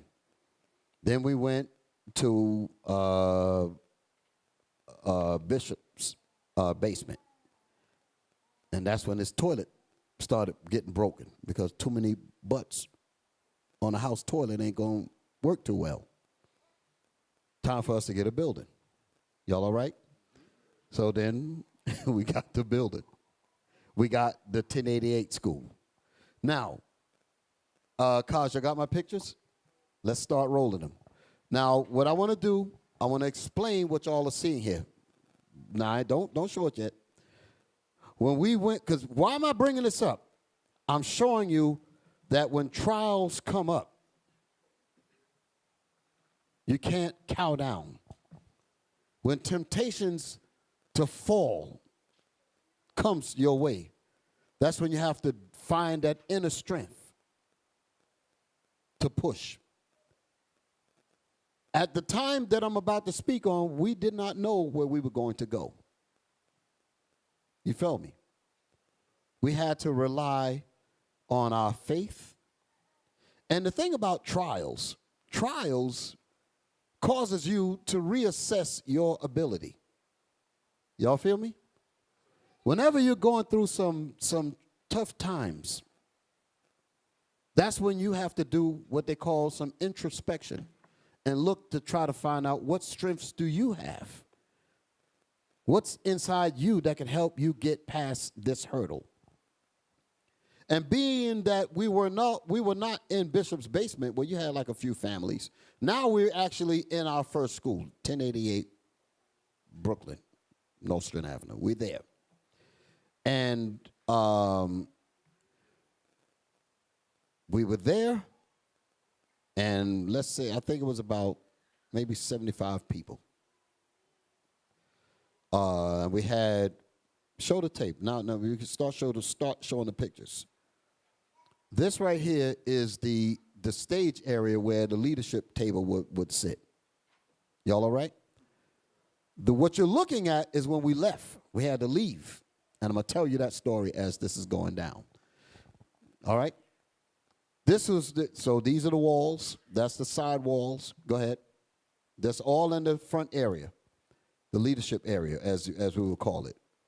Go, click on through. This is just the school. So I'm just taking pictures. And let me tell you the reason why I was doing this, because I did not want them to say that we tore the place up when we left. So these were the proofs that we left it intact. Okay? As you can see, the little heater there. So that's what that one air conditioner was trying to cool that whole spot. You know that didn't work out well. But go ahead. That was a refrigerator that we had in the back for the food. Go ahead. Click on. A little freezer there. This is a very small school. Like I said, 75 people. Okay, that was a table. I guess the security, would do the search there. So it was very, very, what's the word? Very basic. Very, Nieces. Very beginning, small beginnings. That's the front of the school. So we had that sign up. That's the gate. You see the gate? That's the entrance to get inside the school. Now, no, don't. Let's stay there for a minute. We ain't ready for the next one. What happened that caused us to leave here was that the landlord, black man, was outside and he's watching the people coming in. He's standing across the street. Black folks now. You got to watch black people. He's standing and he's seeing heads and he's counting heads. And at that time, I think the rent was $700. That's almost unheard of in New York. $700 for that spot. We paid, and the thing is, the bishops, well, we were deacons at that time. We paid all the bills. The congregation didn't pay nothing. We paid for that. And the reason why I'm saying that is because we had to get it started. You feel me? So we, our checks or whatever, and we collected and paid that. And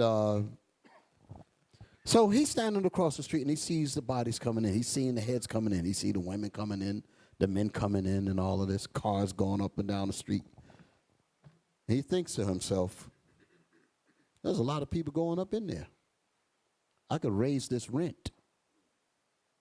And we was on a month-to-month deal. So I don't know how it works. I think it's all over. 30 days, So next 30 days, he said, I'm raising your rent, and he raised it to $1,300 due on the next month. He doubled it. Y'all hear me? Here we are with a congregation of people. We're the leadership. Responsibility falls on us. All of a sudden, the thought is we ain't going to have a school for these brothers and sisters. And families are coming and trying to get themselves together. Sisters trying to get themselves together. And the nooker wants to act funky. And he was demanded at that thing. I want it so and so.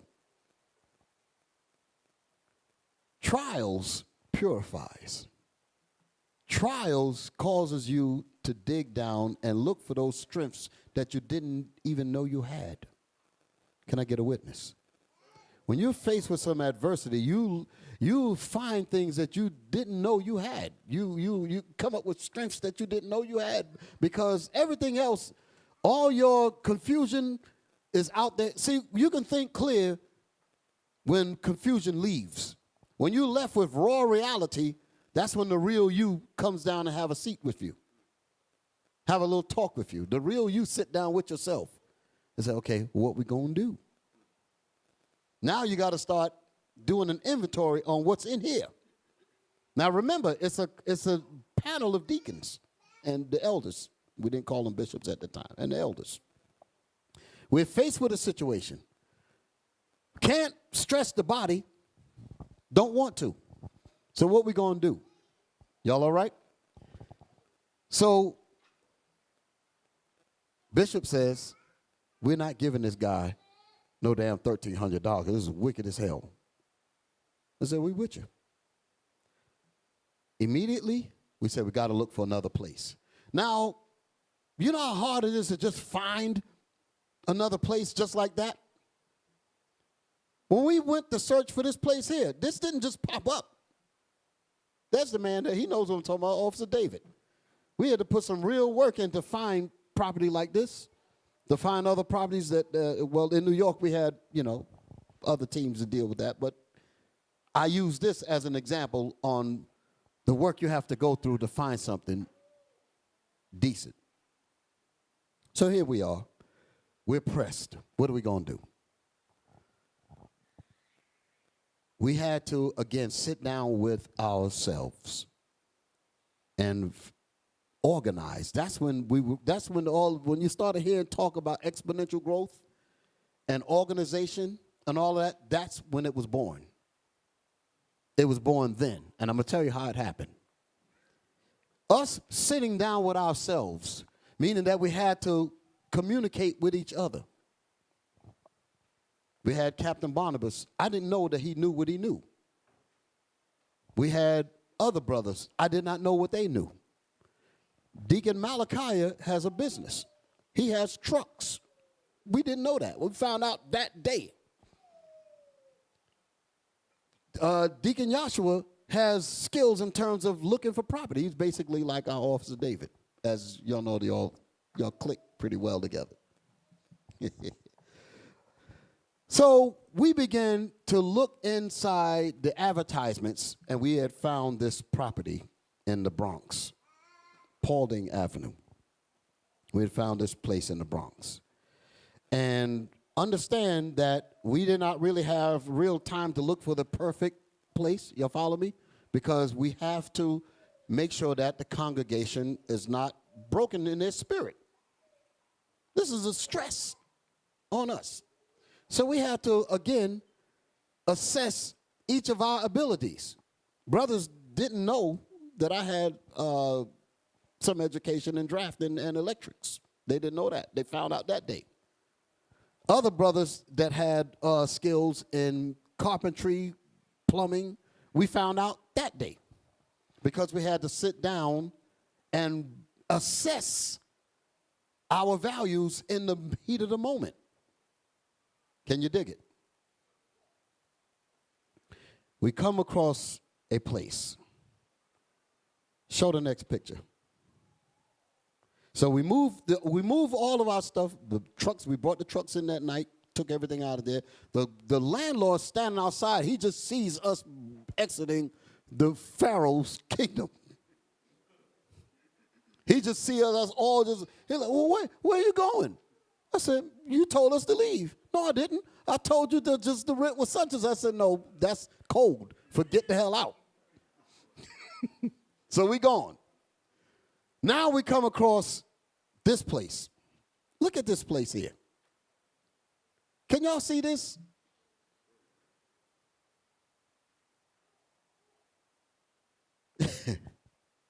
This is one of the brothers that was with us said, because we looked at this first. We showed it to him, and the question was, could we make this happen? That's what the question was. Could we make this happen? One of us said, nah, man, we can't do it. Barnabas looked at it and said, man, we can have that done in 3 weeks. Captain Hananiah. He said, well, Barnabas see it. I see it. Captain Hananiah get down. So I'm looking at brothers that's ready to get it in. And then I said, well, if we could do that, because, I mean, we're looking at it. And I'm already looking at it from I said, there's no electric sockets in there. There's no lights. That's from the sunlight from the window. There's no power lines nowhere in there. When y'all will hear me use words like when I say that there was a subway tunnel or cave. How many of y'all heard me say that? This is what I was talking about. That's what the place looked like. Y'all ain't seen nothing. I'm going to just let the slides roll. But I'm using this to describe what we went into. And then we had to, this is where that term vision came in. When we went in there, this is what we saw with our eyes. But in order to get beyond this, you have to see what's not there. You have to see what is not apparent to your eyes.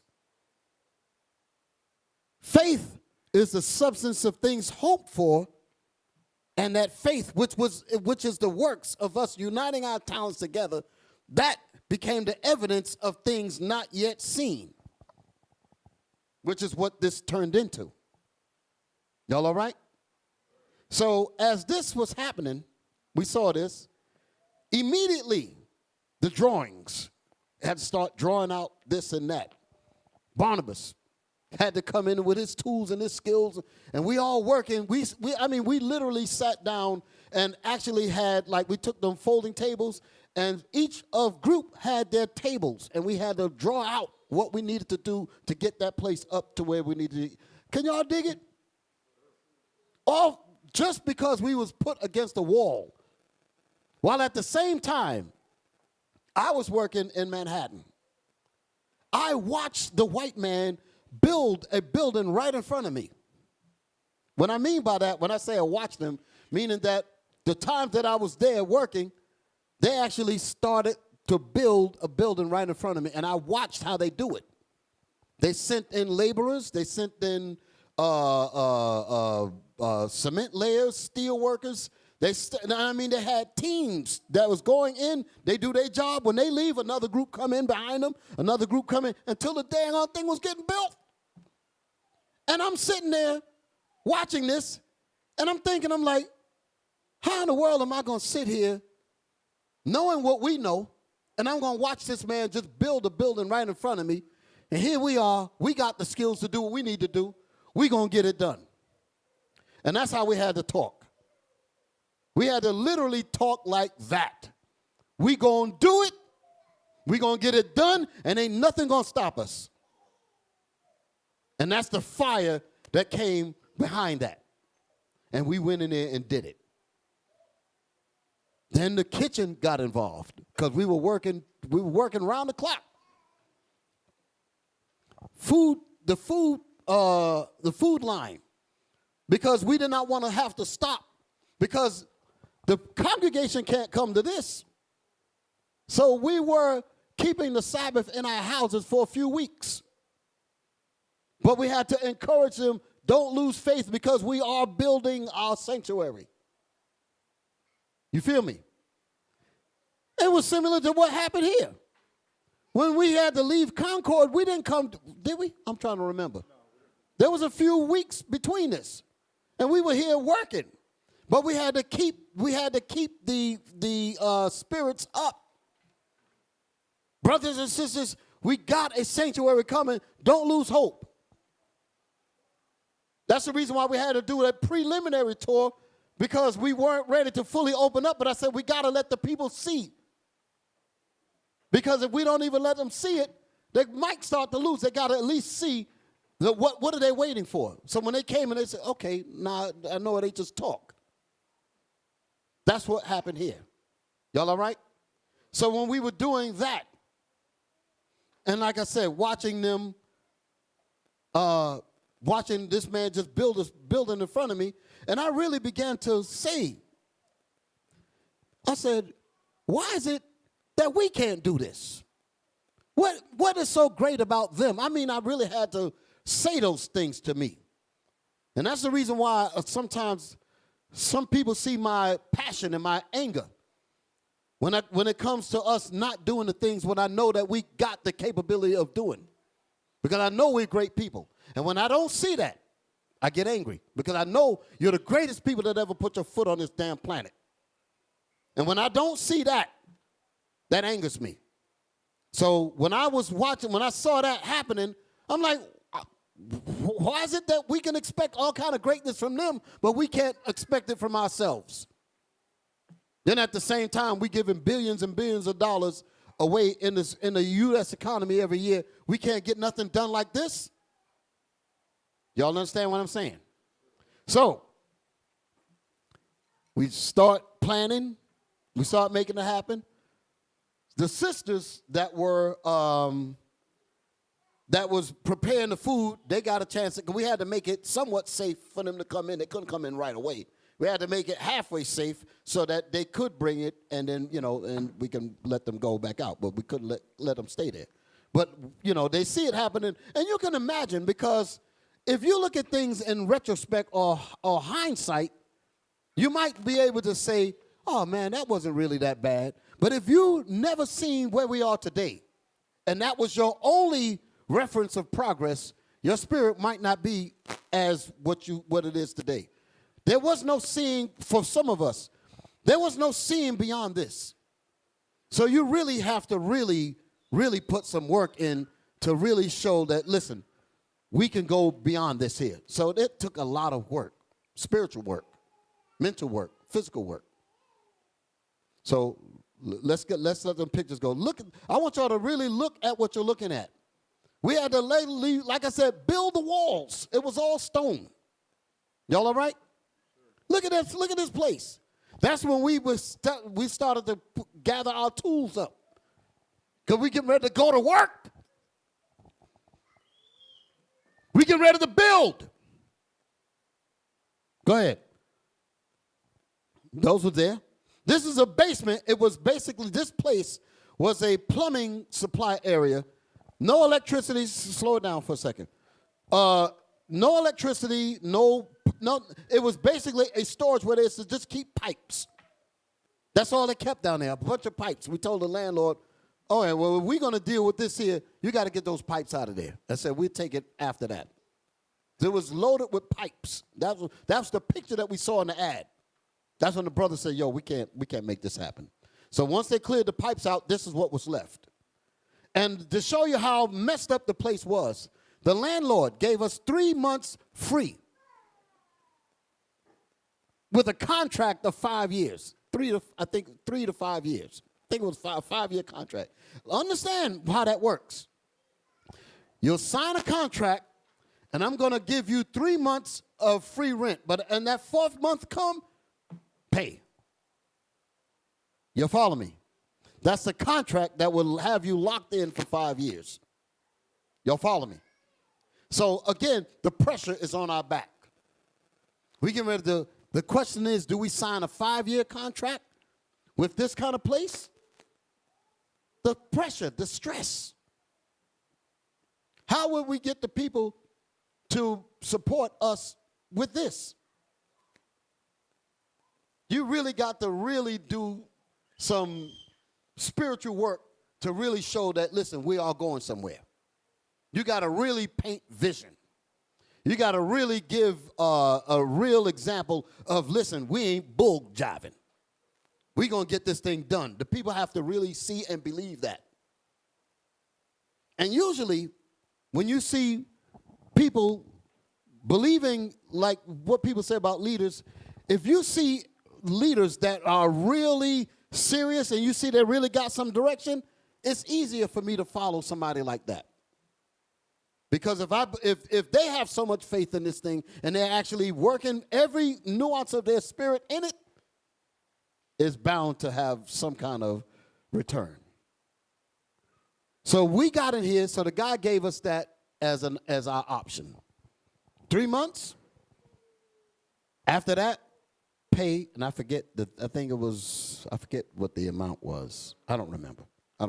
But as you know, New York ain't cheap. Y'all follow me? So we would have been on the hook. We were on the hook, basically, for 5 years. So the first 3 months, the money that we would have had to pay, we used that for construction materials. Had to buy basically everything.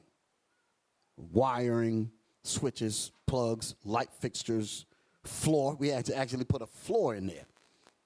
Had to build a floor. You're going to see it. So go ahead. Run the pictures. So it's telling you what it was called. Ed Plumbing, Express Plumbing. That was the name of the place. Notice, look at this place. All that was left in there. Go ahead.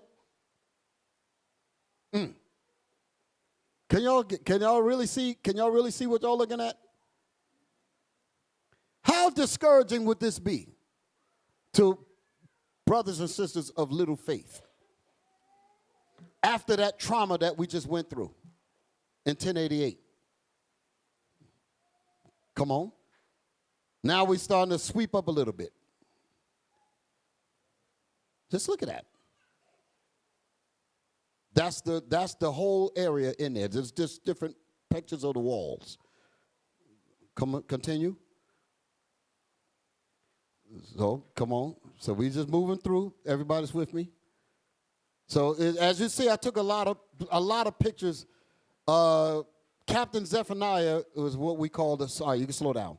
Captain Zephaniah is what we call, it's a loose term we call him. We call him the documentarian. Meaning he documents our, what you call our milestones, so to speak, when we do things. And that's what I was pretty much doing here. I always like to take pictures because I'm already thinking beyond this. Understand my motive. I'm taking pictures and I don't know the future, meaning as actually seeing it. But I have faith that we're going to go well beyond this. That's what I'm thinking. So I said I'm going to take pictures now to be able to show later what we went through. So that means you got to see beyond where you're at. You got to see beyond where we were at that moment. I said, we're going to document these pictures and we're going to bring it up. So this is what you're looking at. Go ahead. That's the inside of the place. Now, y'all might not understand what this is going to turn into. But as we keep on rolling, that's Bishop there. That's Barnabas, and I think that was Captain Shem. So we in there. All that wood, we bought that because we got to frame the walls up. We got to literally build walls. So we put the sheetrock up. That's some of the wiring that I was working on. We're doing some other stuff there. This is when we went to Home Depot to buy the lights and all of that. Okay, click through. The flooring. We had to buy floors. Look. Y'all see it. This was we bought this stuff and took it in there. Meanwhile, paying because in 3 months, we're going to have to pay. And if this place ain't finished, we still got to pay for it. That's how it works. Go ahead. So we're trying to figure out what lights we're going to use, blah, blah, blah. Okay. Go ahead. So as you see progress, correct? That's what's going down. You see the flooring stacked that we ready to roll. Damn. Look at this. And we looking back at it now. But that ain't how it was as y'all saw the beginning stages of that. So when I talk vision, I ain't just talking jive. This is where we come from. And you have to believe in this before you actually bring in one screw, one nail. You got to see beyond this before you even start. It has to be seen in your head first. Go ahead. Barnabas. This is Barack Barr. He was a brother that died. We missed that brother. Great brother. Okay.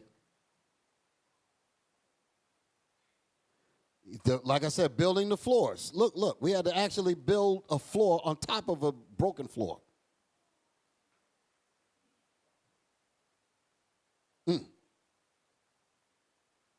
And notice this. We're using work lights. There's the lights that you see is coming from work lights. Remember, there's no lights up there yet.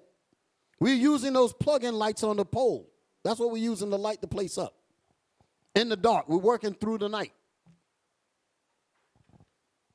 So this was for the outside to light up. They had a garage area. The garage area we later built, turned into the studio. Pause it for a second. I didn't bring those pictures. There's a video where we were doing it's on the 10th anniversary. There's like 5 discs, and we did the interviews with the deacons, with the officers, and all that. Do y'all remember a section of that video where you saw the purple walls? Do y'all? You probably have to go back and look for it. That purple walls was the studio. That's what we had to build beside that. That was where we were record Deacon Asaph, Kings in the Building. Those videos were made in that part there. Okay, go ahead. That's Barnabas, and that's Micah Allah in New York. Go ahead. So as you see, the work is getting in there.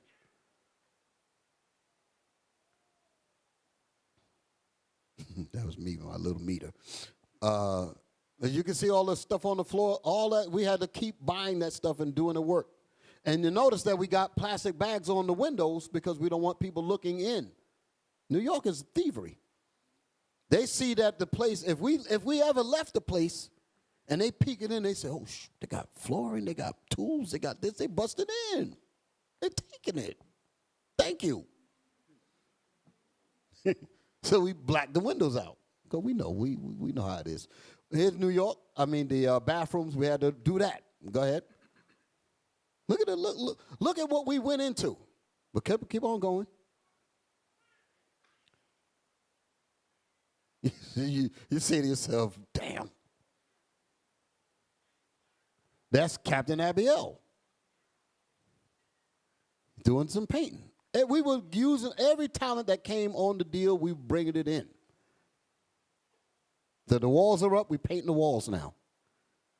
There's Captain Barnabas, he's painting, getting it in. You see the floor. Notice the floor is done. That's the subfloor. We didn't put the planks down yet, the wooden planks. Go ahead. That's Deacon Ithon. He getting it in. See the work lights? That's what I was talking about. That's what we use to light the place up. Go ahead. Notice, are y'all starting to notice how the place is coming together? Go ahead. We're still using those work lights. This is in a basement. This is incredible. They don't even look like the same basement. No, that's the same place. That's the same place. There was a leak that was coming from the apartment above us. That's what brothers was working on that. These are the light bulbs that we had to use to put the fixtures up. Now, this is the time when the light fixtures were starting to get put up into place. Okay. Bishop, y'all put that ceiling up as well? That we painted it. Those metal pieces were there, but we had to treat all of that. No, a lot of that we had to replace. A lot of it was missing. A lot of work, as you can see.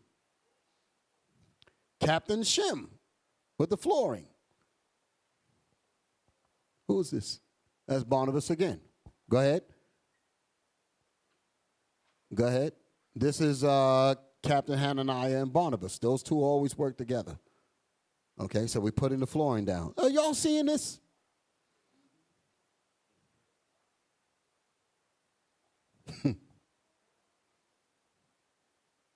Now we got the lights up. Now we got the front. Like these lights here, that's where that idea came from.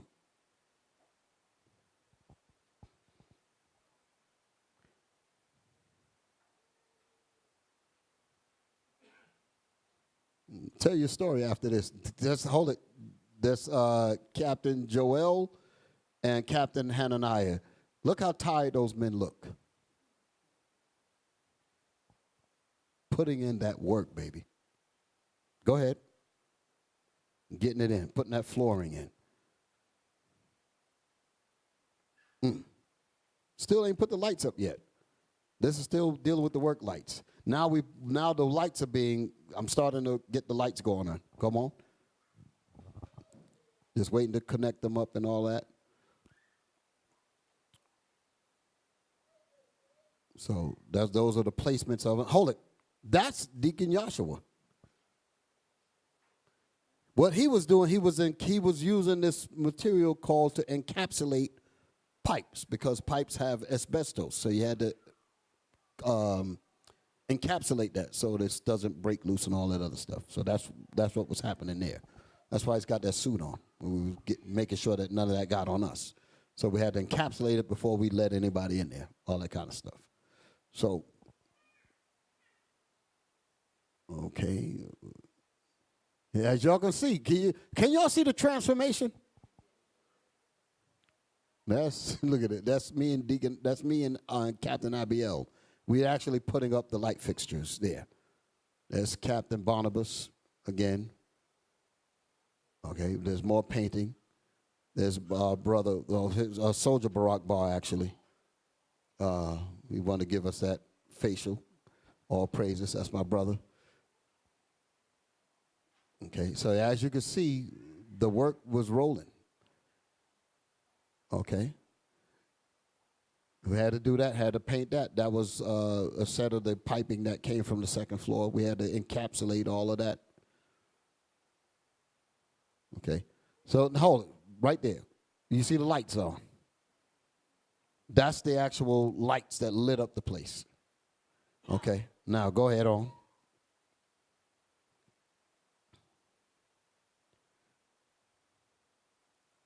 Oh, boy. Huh? Yeah. So that's the bathroom, the back bathroom areas. Okay, so we're dealing with the women bathrooms, the men bathrooms. That's what we've been doing in that area there. So as y'all can see, we had to really get it in, right? So I'm just running through these things, just letting y'all see. Bishop, did the inspectors have to come and look at it? Yeah, we had all that done. We actually had some of the brothers that actually worked for the city that was able to make sure that everything was coded and all of that, so. Yep. So now we set up, that's part of the setup there. So you can see Deacon Asaph and Deacon Ithon. That's the table. where we was teaching from. You see, look at the old system that we had with the wired mics and all of that. Okay. So what we were doing there was really testing out everything, making sure the sound worked and all that. So that's what was going on there. Okay. Now, just pause it there. Do y'all recognize that look? So those classes like joining Israel, the organized nation, this is what the inspiration was about. This is what inspired it. So when I was talking about us standing up and being counted, it's coming from not only our history in the Bible, but from the works that we had to do and be men and stand up and do what God gave us the ability to do. Go ahead. I ain't had no, did I have gray hair? Yeah, I had some gray hair there. Okay, stop. That's the inside of it. You see where the chairs were. The sisters' chairs would sit this way, the brothers would sit that way. You had the TV in the corner and all that. Okay? And there you go. So I think that's the last picture. I think the other two are videos. Okay, you got that. Okay. So we still, as y'all can see, okay, that's it. You can come out of that. That's it. So all praise to the Lord. Give the Lord a hand.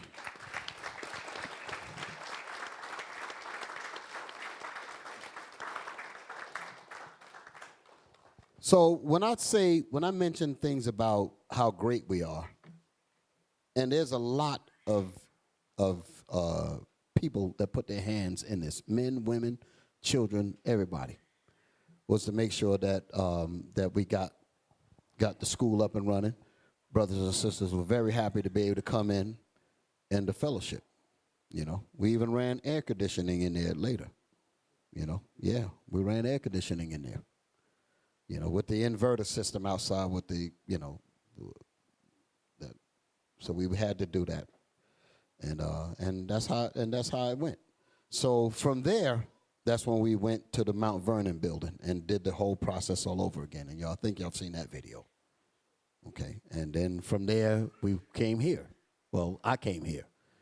And, you know, and we got another spot in Eden, New York. I mean, Eden, North Carolina. That's also going to come on through. So the work doesn't stop. The work doesn't stop.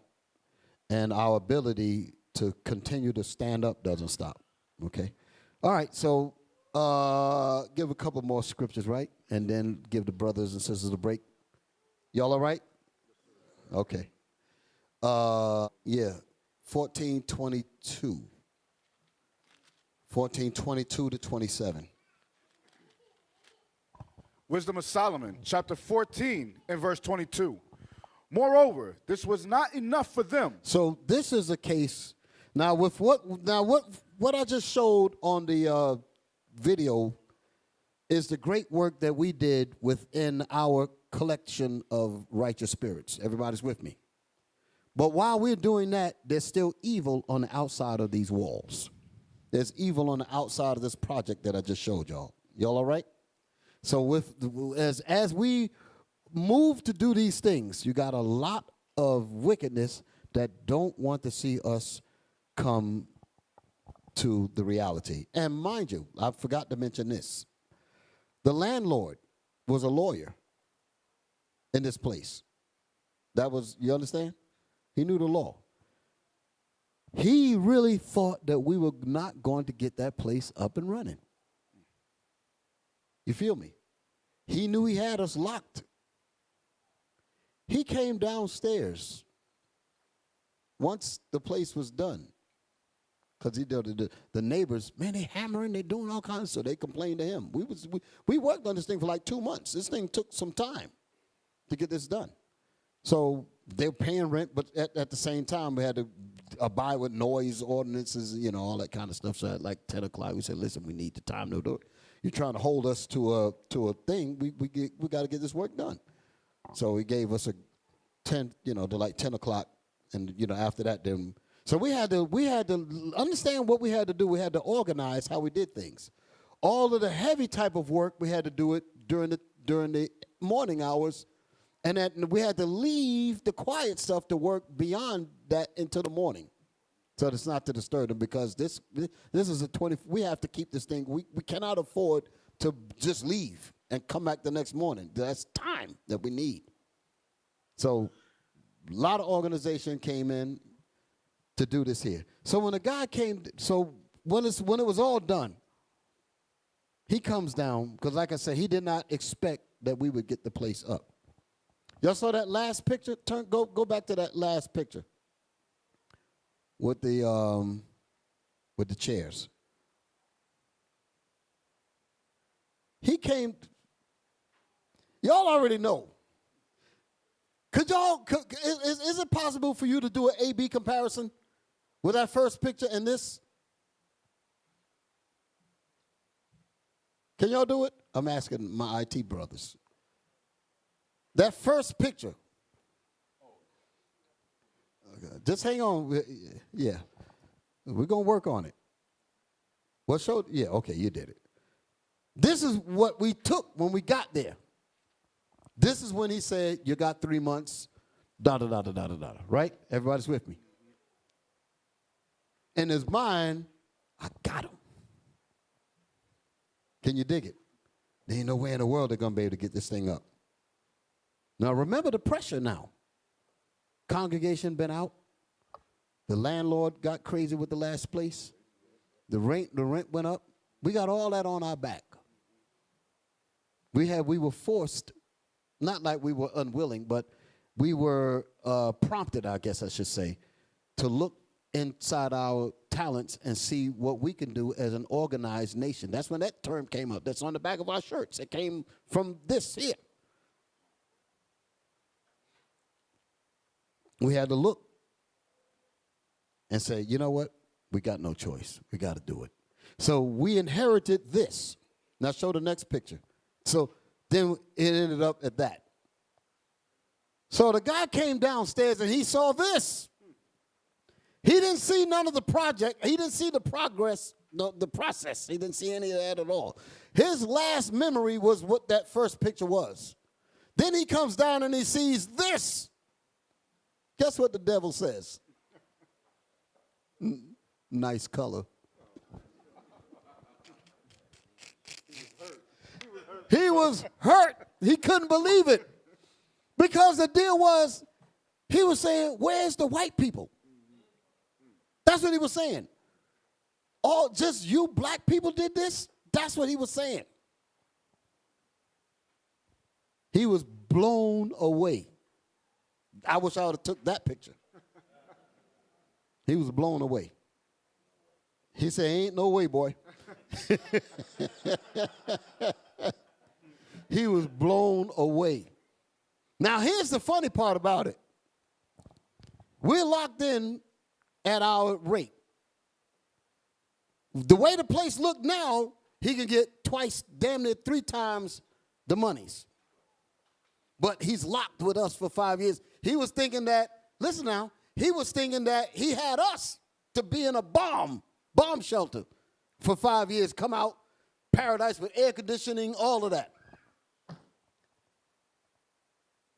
couple of years later, we got the Mount Vernon building in 2015. We don't want to occupy 2 spots. So the same crew plus more, because more people are in now. Now we go build the Mount Vernon school, but we still have this. He says, basically, I will let y'all out because he knows he could get, that is a community center now. But before, it was what y'all saw. Nothing. So he allowed, that's my understanding. I think we were there for like 3 years, and then he just took the loss on the last because it wasn't going to be the money that he could get for renting it to somebody else for 3 times the price, which is what he did. I drove by there and saw it. He got a whole nother setup going up in there. They're in there dancing and partying and all types of stuff going on in there right now. But that just goes to show we didn't need it. We were gone. The Lord had blessed us. We literally got our own building, blah, Mount Vernon. Y'all know the deal. So these are things that comes to mind when you do not think as hidden people. If you think hidden, you're not going to do stuff like this here. And I say that to you women and to you men. Don't ever let anybody bring you to the level of like you're less and try to step on your greatness and your pride. I'm serious about that. Always hold your head up high because you are the people of the Lord. And if you're the people of the Lord, it's nothing expected from you but the absolute best. And that's how I see you. Some of y'all know me in here, how I deal with things in this building that I don't like. I said, why are we allowing this little thing to happen this way and the little piece of that fall? I said, we're better than that. I want it tip-top because we are the tip-top people. I don't accept mediocrity. And if I don't accept it, I don't expect you to accept it either. You have to have that thing that whatever you put your hands to, that's excellent right there, brothers. Whatever you put your hands to, when you let it go, you say to yourself,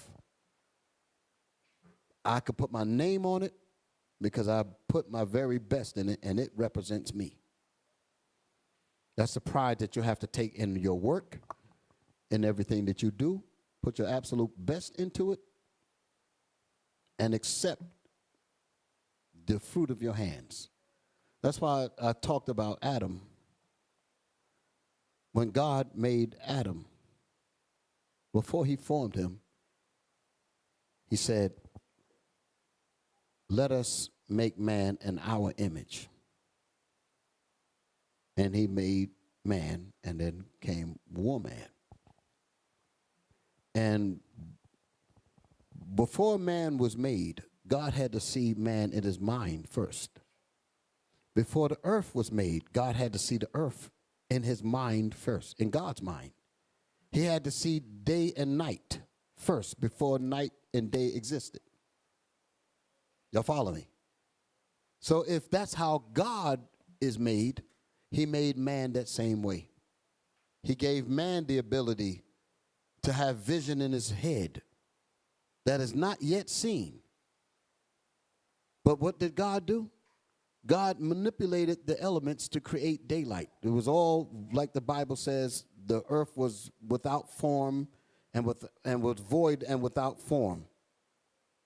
And he had to take half of the elements and shade it to create daylight and night. Okay? Then he had to take the elements, the molecules, and make earth. And to make the dry land and the seas, the water, vegetation. He had to see that in his mind first. You feel me? Then it was created. Then he said, I want to make man to operate the same way. He puts man on this earth, the black man. The black man. Put the black man on this earth.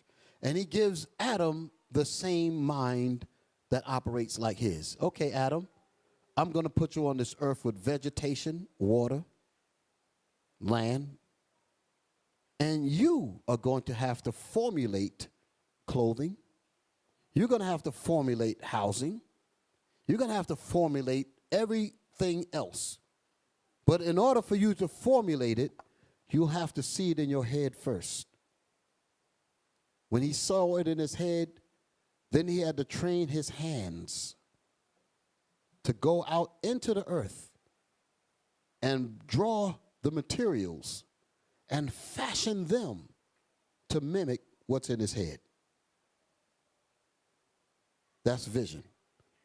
The chair that Adam would sit in did not exist before he put it in his head.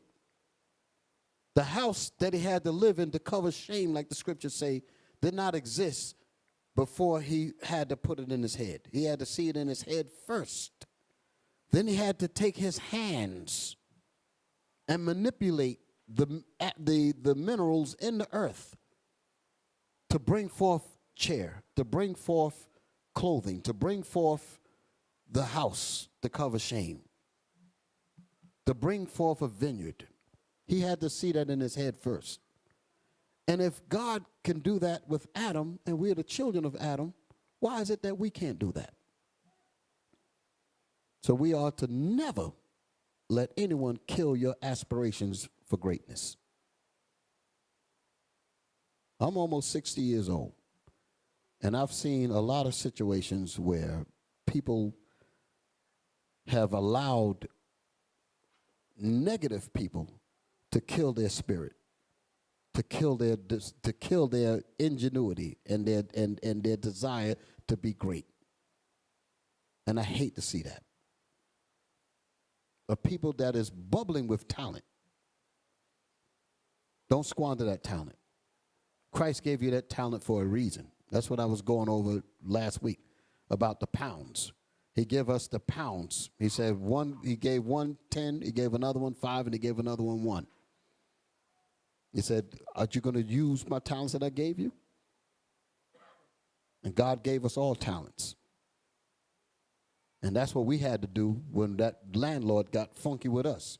We had to assess the talents within us and ask, what are we going to do with these talents? And if we had to communicate to find out who had what talents, and we traded the talents among each other. I ended up learning about stuff that they were doing that I didn't go to school for. Same thing with some of the others. We trading, and we're able to get the work done. And that's just on a, construction level. That also happens to us in the spirit. Some of us are good teachers. Some of us are good speakers in the camps. Do great works with the children. Do great works with the Titus 2, the daughters of Sarah. These are different skills that each of y'all have. The young men outreach programs, stuff like that. These are good talents that y'all have. But everybody doesn't know every other body's talent. But if I'm communicating with these brothers, I can learn a little bit to be a little better because I'm learning from him. He can learn a little bit from what I know, and it makes him that's trading talents. Some brothers and sisters are good with exhorting brothers and sisters who are saddened, who are down in their spirit. You get one brother that don't really know how to exhort the brother when some adversity has happened to him or her. They don't really know how to really lift that spirit up.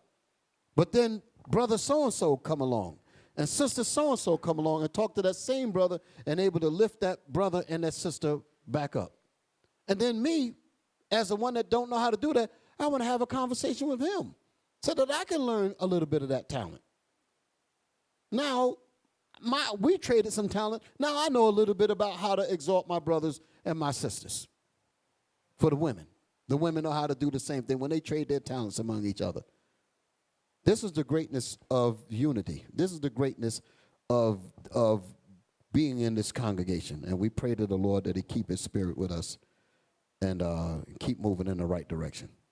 So with that, I'm going to stop with this section of it, and I'm going to continue maybe in another 2 weeks.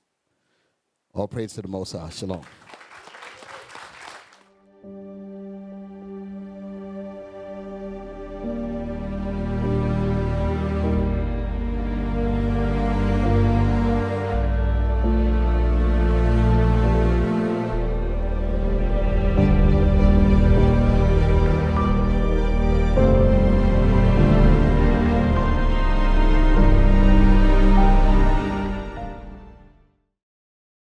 We used to scream black power while heroin was pushed.